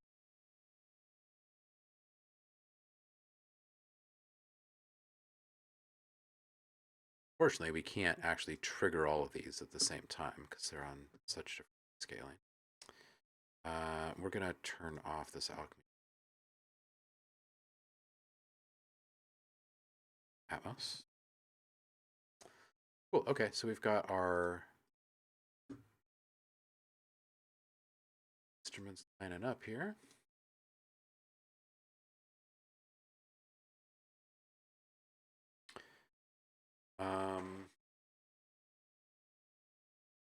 I guess we'll probably go back into kontakt for this, and we're going to go all the way down.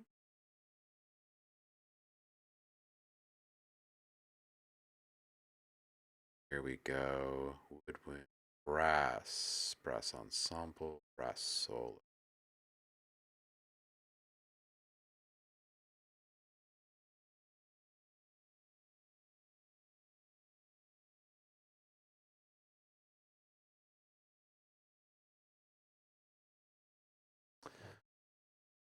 See what this tube has got for us.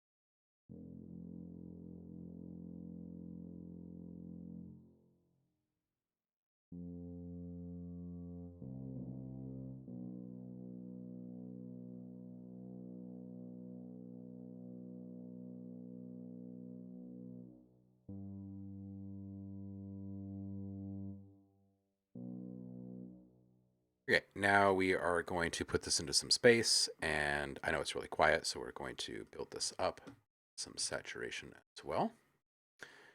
Let's get into a hall, and we're gonna go too big, 9 seconds.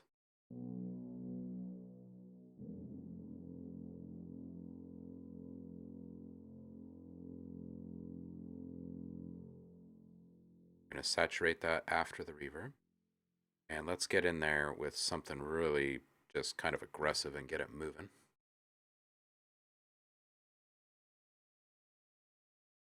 Anything highly reverberated bass here.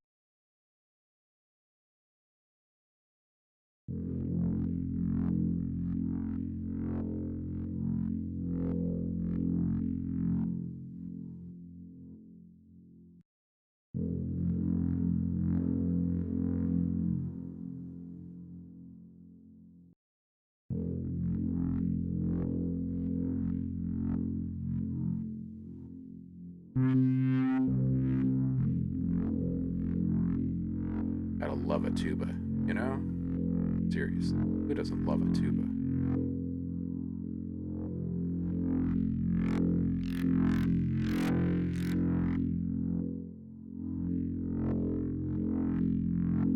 No, we could stand to flex this a bit.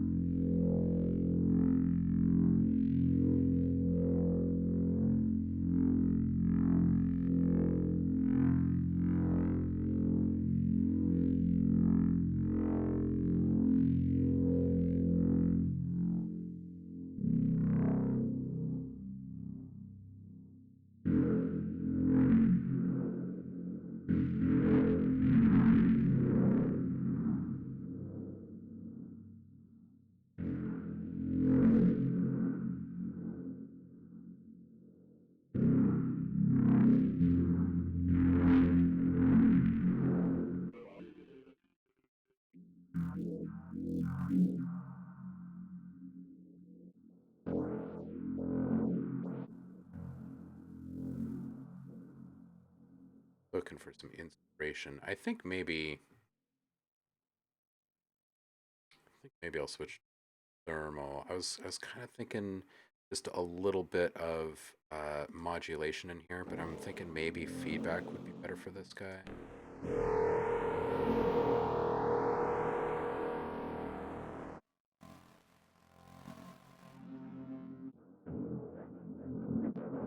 Yeah, I think we're gonna save this for our base and our drones. I'm gonna go to thermal. It's too. And let's get into some the extreme stuff.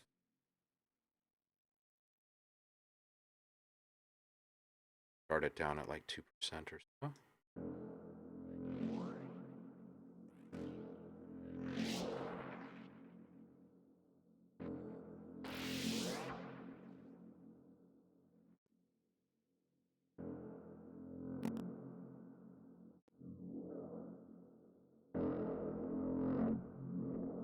Man, I do end up using this one a lot.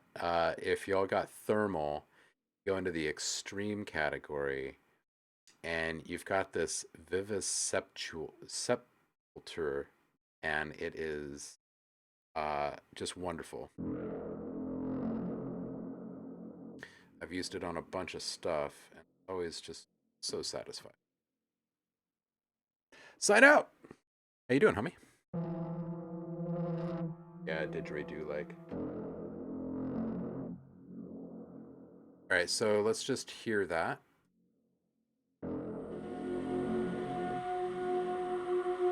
We'll figure out our modulation.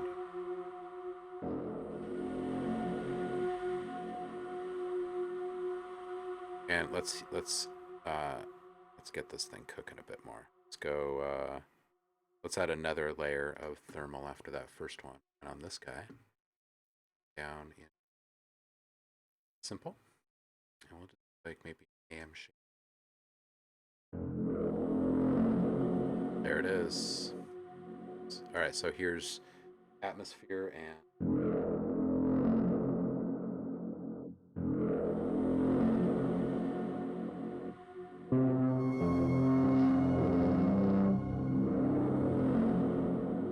okay. Close encounters. Yeah, man.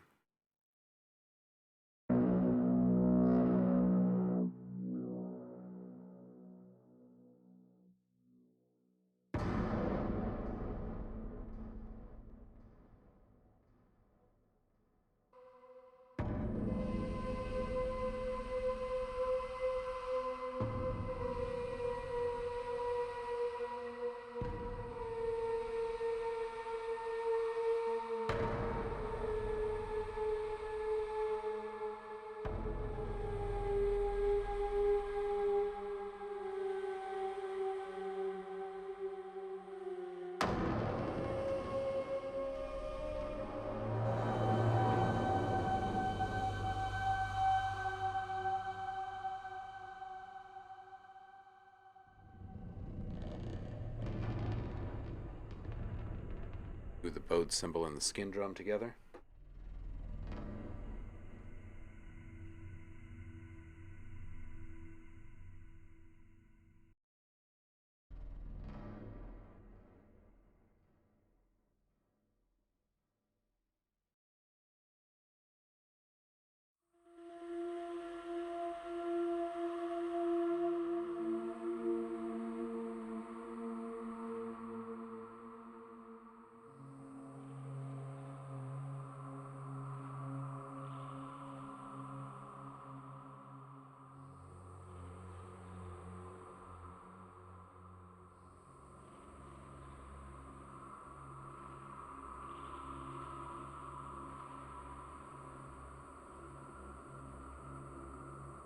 This atmosphere is great. Got so many good uses already.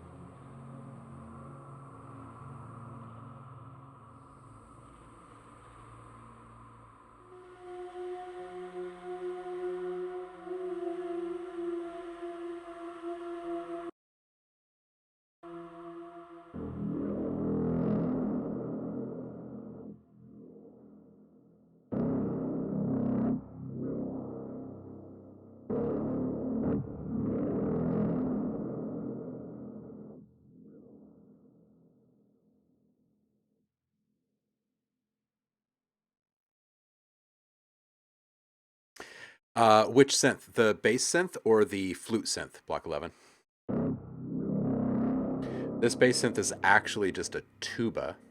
Oh, the flute. So the flute is actually coming from this tool. It's called Stray Light, and you can toss samples in here. We've got a flute on this side and just a little bit of jungle ambience over here. I've got some really tasty sounds to throw at the more jungle like the denser vegetation areas here. I've got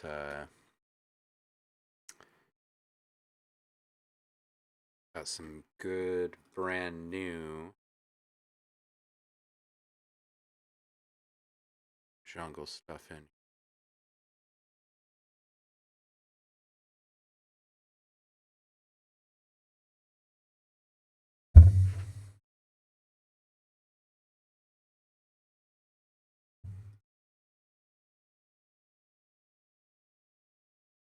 And I think if we take some of that stuff and we slow it down, that into a sampler.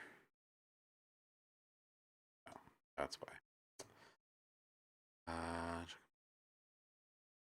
Work. Here we go.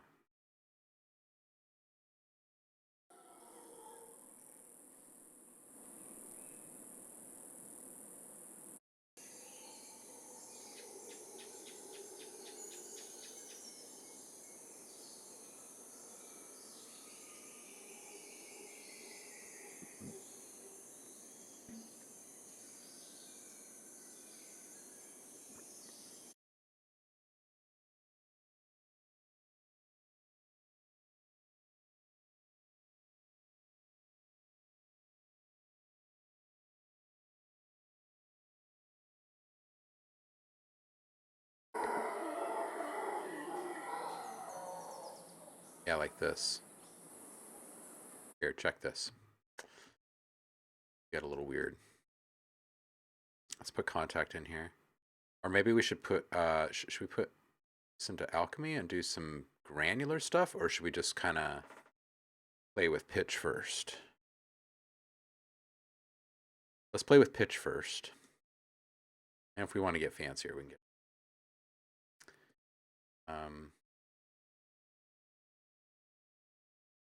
Instrument.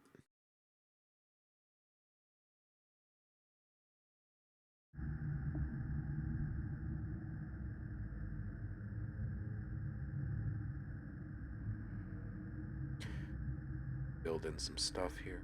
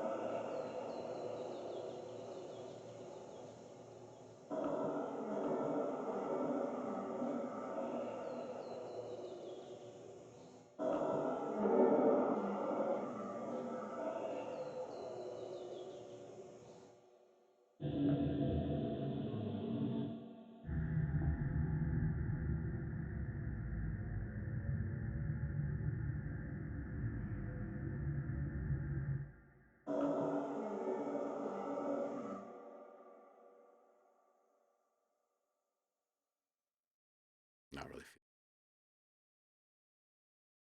something that's a little bit more foreground.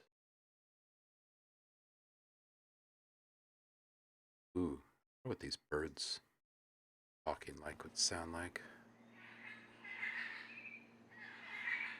Saf, take care, homie. Yeah, let's take this one. This will sound like there's. This sounds like there's to play with.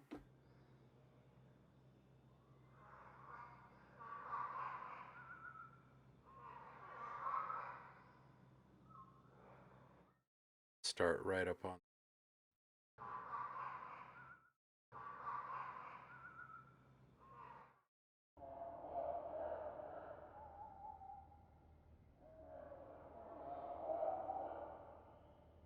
Yeah. Okay, let's mess with this a bit. Let's put Discord on here.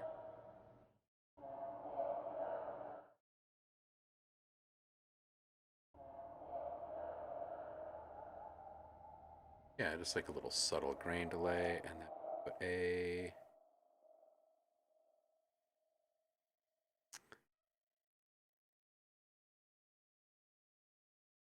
such there. Some feedback.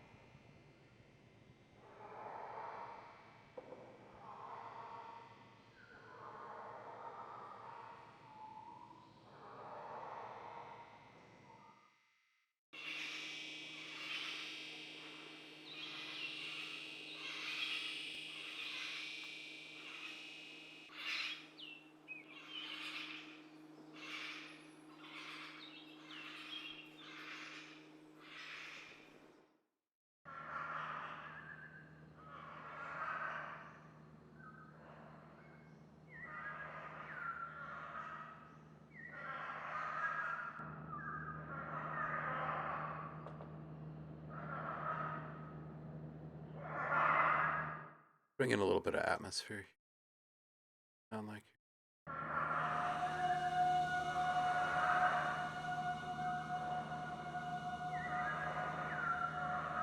give a little symbol.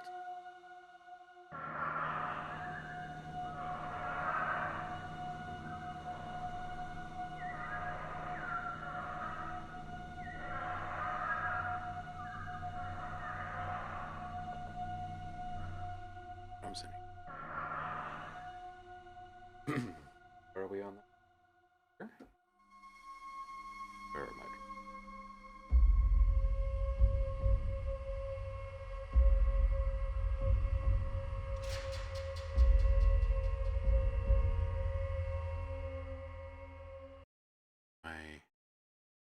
This guy.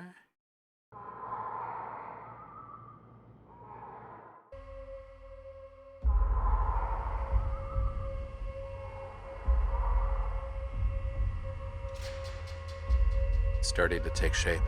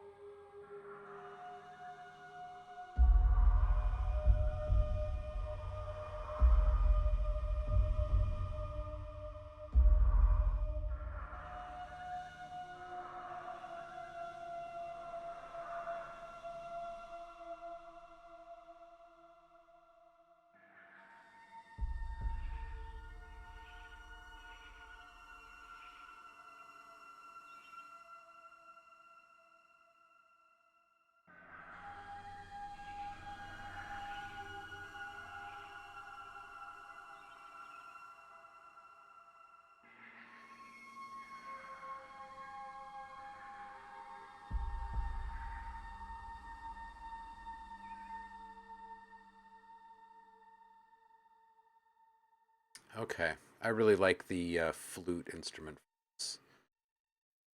Kind of makes me want to develop a bass to go along with it really quick. Shall we do that? Let's roll this one in this here.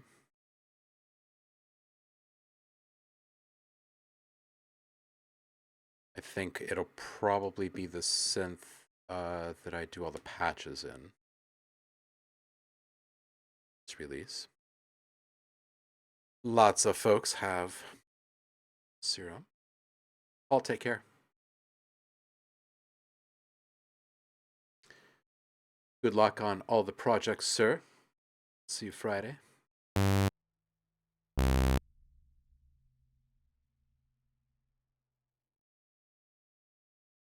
Cool. Okay, so let's make something really just flippin' fabulous. How about that? Let's start with here, I'm gonna use some of mine. Let's go with a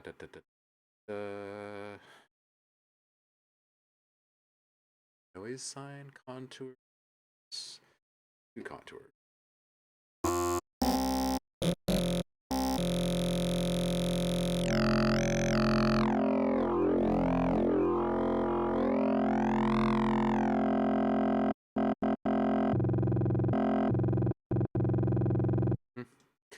Oh, maybe.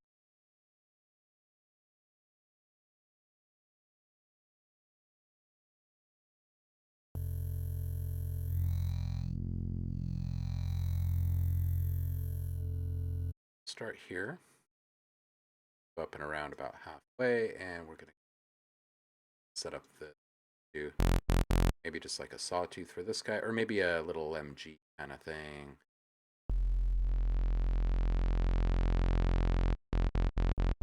Yeah, something like that. Bring that back in.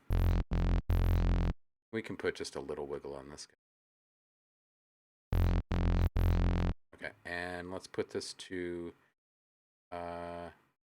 trigger. And we'll slow this down to a couple of bars. Okay, and we will go ahead and shape this thing. So get the stain down. We'll get our back, give this thing a little piece.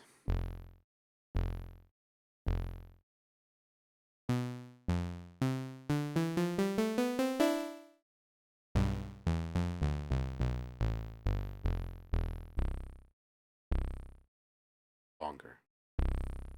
Longer. Yeah.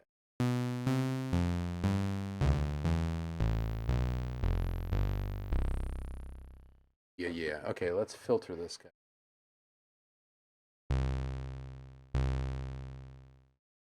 Let's get a little envelope shape. This and wow. Wow.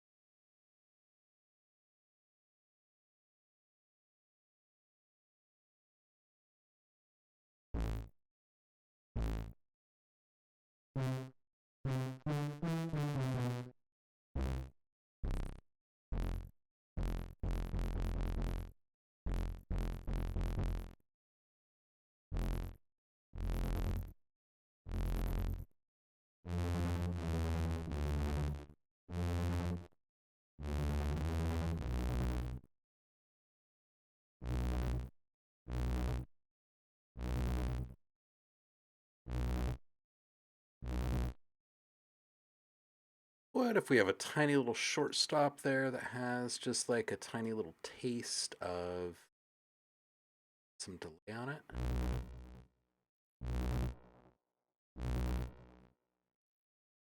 And maybe just a touch late.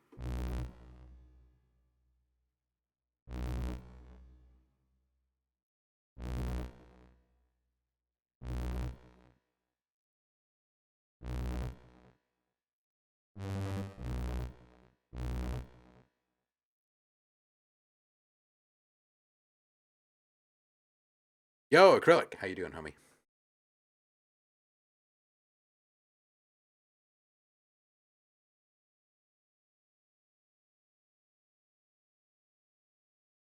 Dremia saying feels like music is becoming more background noise rather than as an experience to put time aside to enjoy. Oh man.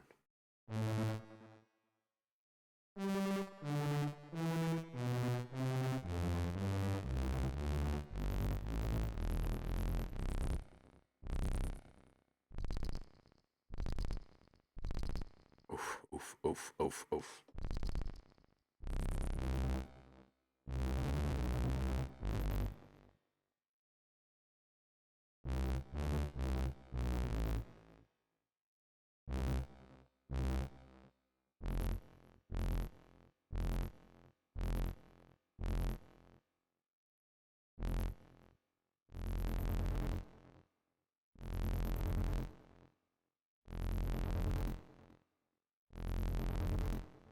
Yo, Iron Imp. How you doing, homie?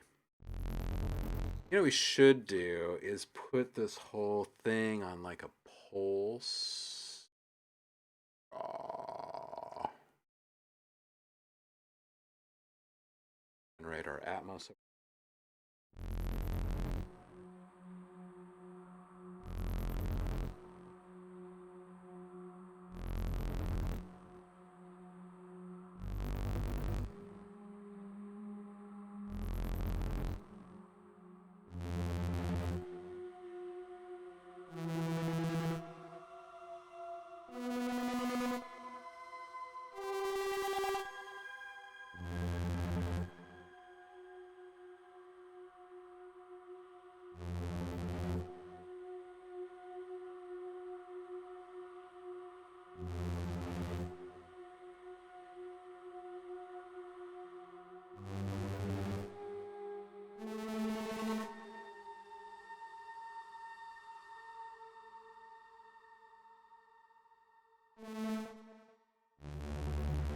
Iron Imp.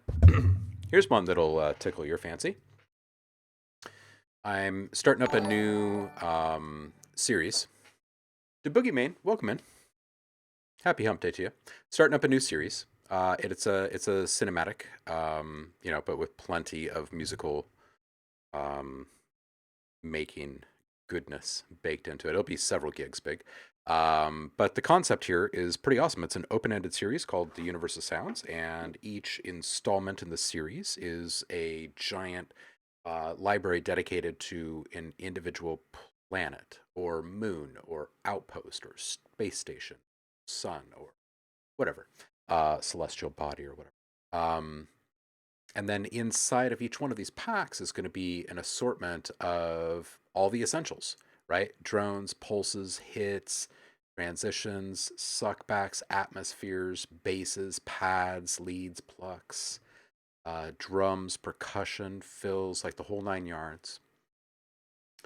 Um, and it'll all be constructed in a way that these things can kind of auto magically work with one another in fantastic and wonderful ways. So that's what we're doing. And I started cooking up some concept art for it today. It's a dry and arid place mostly. It does have some pockets of lush where there is some form of water and plenty of things shrouded in mystery along the way. There are also these giant geysers that rumble the entire planet somewhat regular basis. So those are actually steam plumes, is what I'm imagining. I'm just conjuring all this stuff out of my brain, so haven't gotten full clarity on all of this stuff yet. But yeah, that's what we're working on. I'm just riffing off of some of this concept art. These are cool. This idea came to me that there could be these little air plants, right?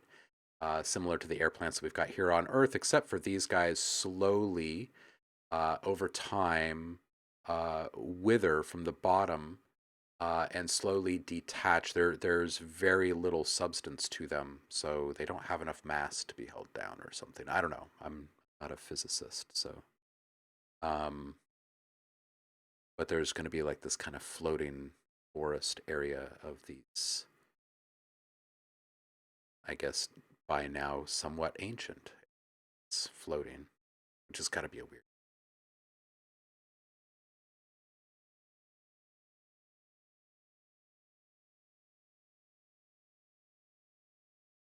Lots of elevation change and rugged territory. There's one area where there's these tall spires, and on the other side of the planet are these canyons. It looks like maybe some water existed at some point here.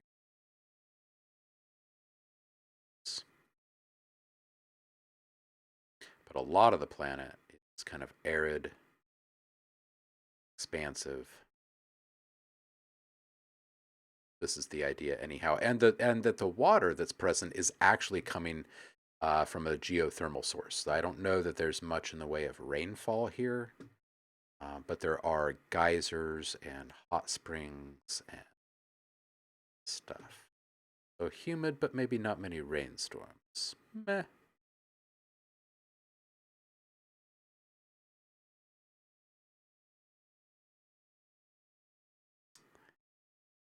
Yeah, Iron Imp. I'm a super big nerd when it comes to astronomy and physics and quantum physics and space and whatnot. So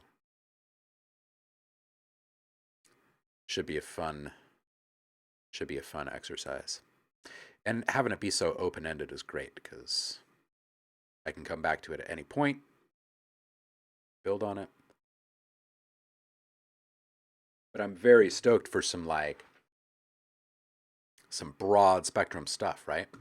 Maybe, I mean, the next one could be like an outer space, uh, some space station or something. It could be totally sci-fi, right?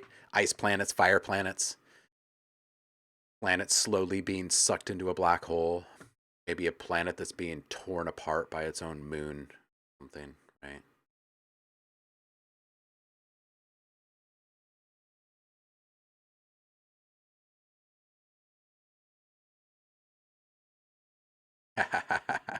Gavik, welcome in. What day of the week is it? Wednesday. Happy Wednesday to you. Iron Imp is saying, what's kind of interesting in natural biology and atmosphere, you see gigantism exhibited in the periods of increased oxygen production in the atmosphere. The problem is that the body can actually succumb to oxygen toxicity, free radicals, all bad things. The giant insects and animals that used to exist partly because they need to be that big to hit the same old middle target, but from upside down.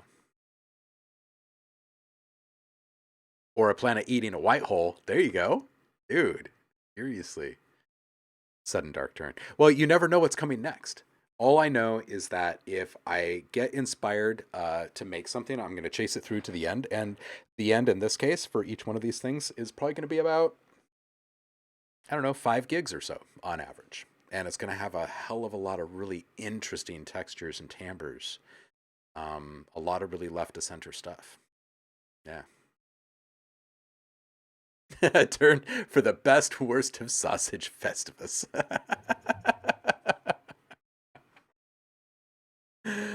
Oh, snap.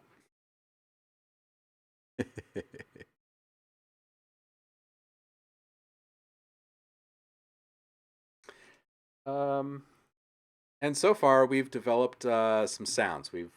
I've figured that this is going to be one of the kind of cornerstone, kind of lead instruments. Um, Here it's a like a detuned flute kind of thing.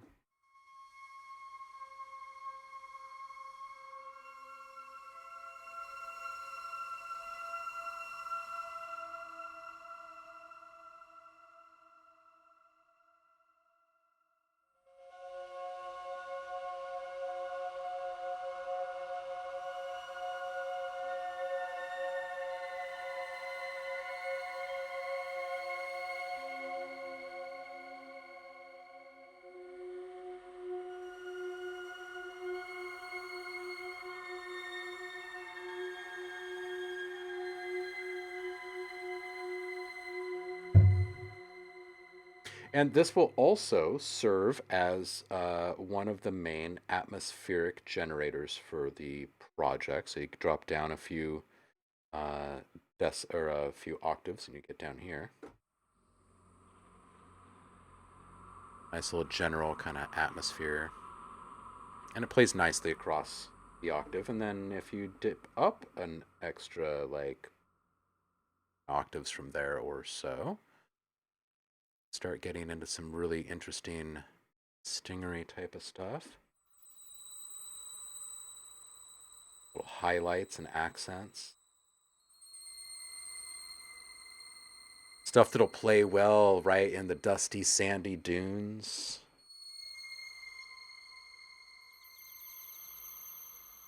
And it's alien, so you got these weird little fluctuations and modulations.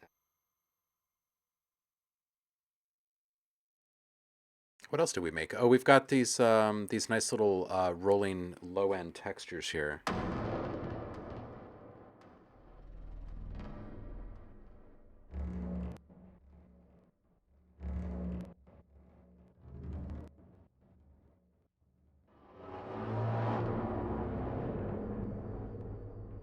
because this is an unknown land and some weird stuff is going down.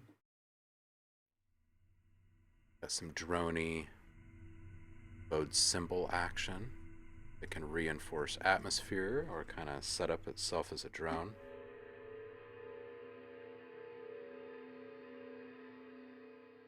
Got some nice deep tychos. And we've got some bassy percussion that goes well with our atmosphere.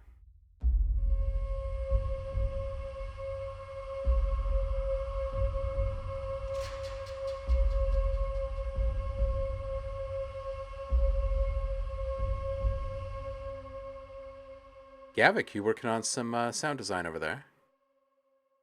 Some Dune figurines, right, Adremia? Right?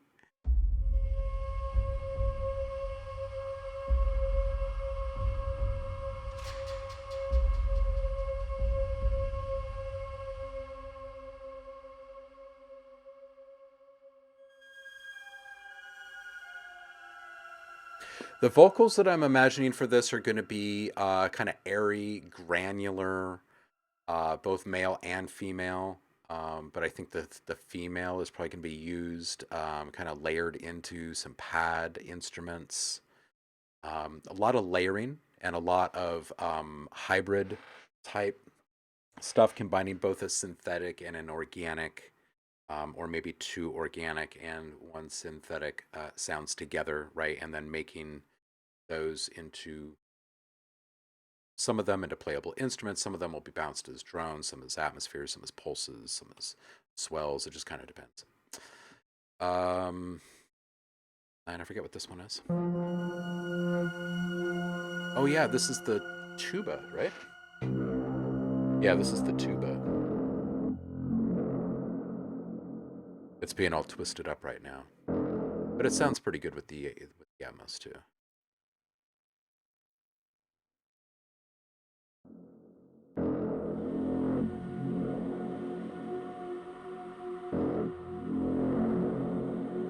Have to work on the shaping of that guy. What else did we make? Oh yeah, we brought in some jungle field recording.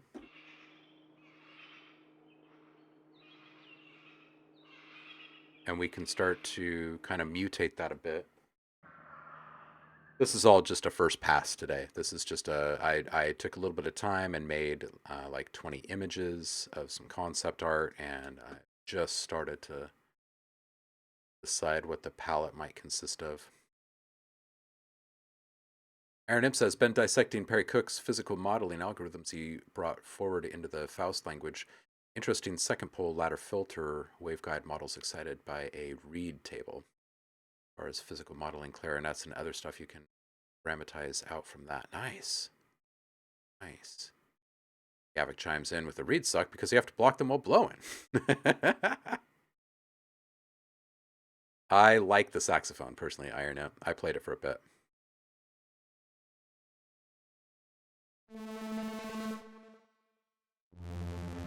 Alright, so I was, when you walked in, I was going to get started on a bass instrument that can also double as something up high that can be layered in some stings or something. I was thinking that we're probably going to need, it's going to be a lot. There's probably going to be, I got to think about this.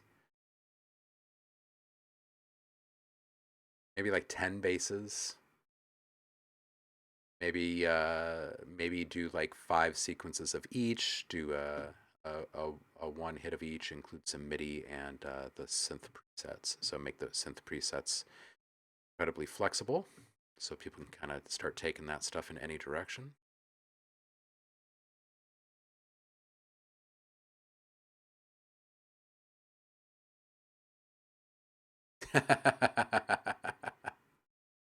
Iron Imp, that's a project, homie.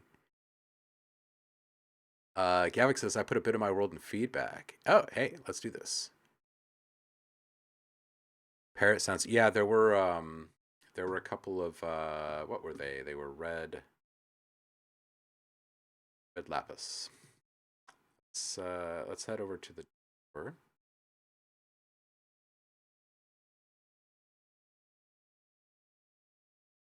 Someone else dropped something too. Sing Songy or Sing Sony, are you in here?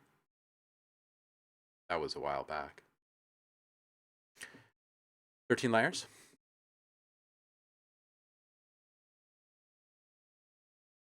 Excellent.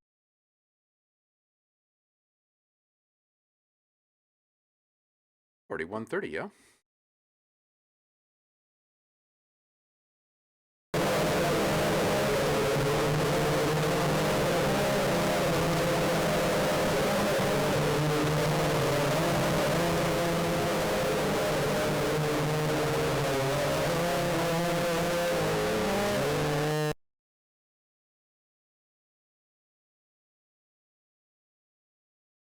What are you wanting to use that in? Gavik?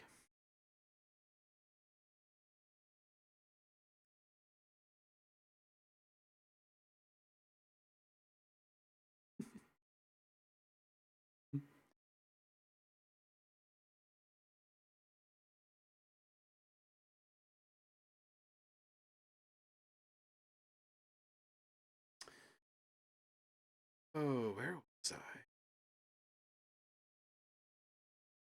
It's your voice cord. What are you going to use it in, though?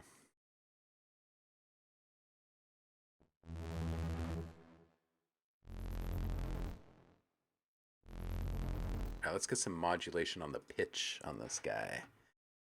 And let's do it with like a... Let's do it on the fine of the sky. And maybe we'll just bring it down. Kind of doubles where it's at, and we'll flip that.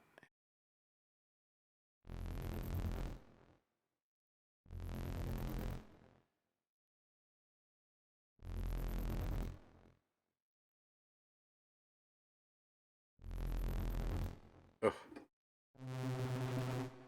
Oh.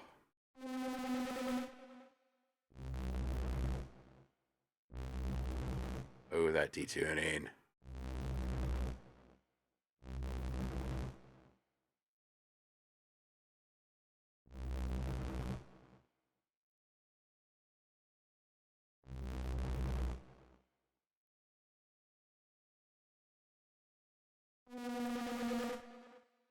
Yeah, Iron Imp, same. I thought that it was. I thought it was more than just a couple of seconds.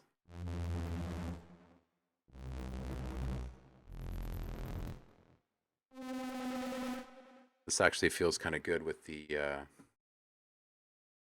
that detune. I'm not sure about it as a. See what it feels like when it's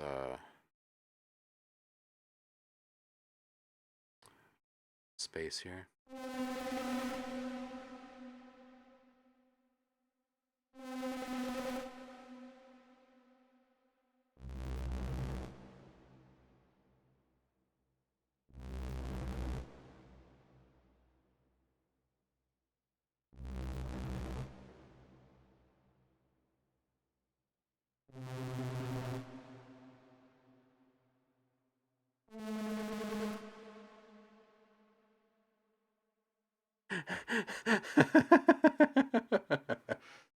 Iron M says, if you listen to the guy's vocals off the first track of Girl Meets Boy, it sounds like the Eraserhead baby. Genuinely unnerving hyperventilation.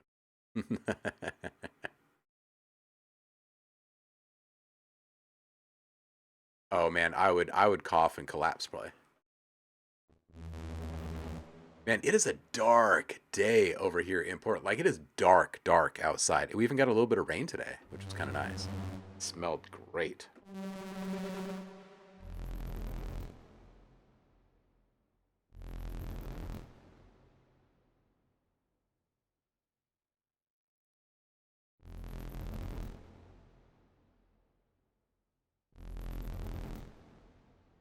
See, I can hear this as a pulse. That's kind of what I'm imagining this being used as here.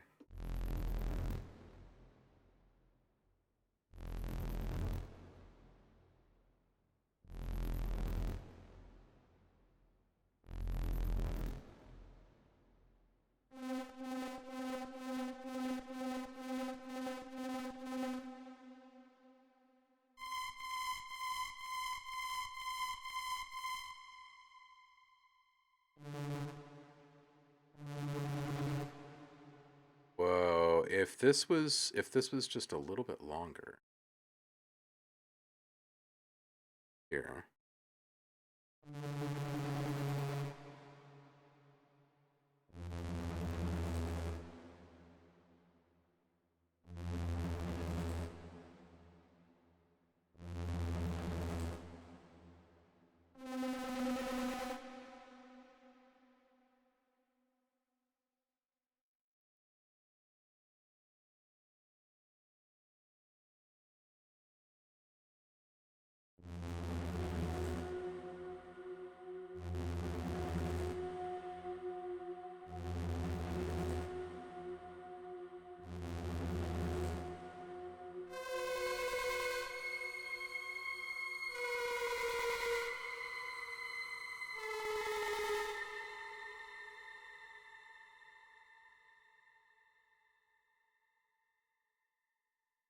I'm gonna have to spend some time saving these instruments today, bouncing a little audio out of them.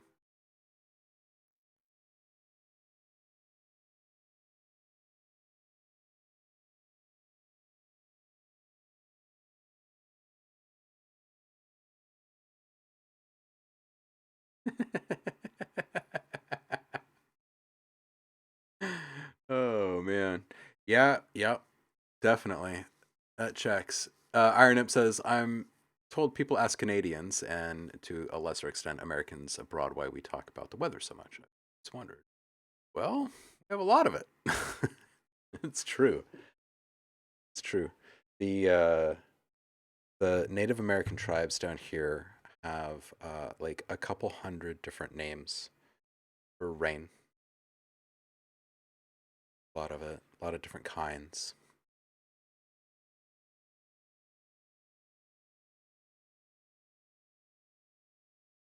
Chocolate rain, purple rain. uh, I should probably take a break of some kind. That's what I should probably do. Been sitting here for a few hours. I appreciate you guys for sitting here with me while I do this stuff, and I'll be back again on Friday. I don't think I'll be on tomorrow. I think I'll kind of keep my head down and focus on this. See if I can make some headway on this thing in the first couple days of production. And then next week, we'll kind of split time between doing this and we'll work on another release. And we'll probably be back on track with a weekly release. Dremia, you are welcome. Not sure who's streaming right now, but let's go see. There's so many folks. The Graceful Bard is up. Go say hi to them. I appreciate you guys. I'll see you on Friday in 2 days' time. Don't forget, if you're looking for feedback, show up early and drop your link early in Discord to save your spot in line. First come, first serve. Best music on Twitch. I will see you guys there. Peace out.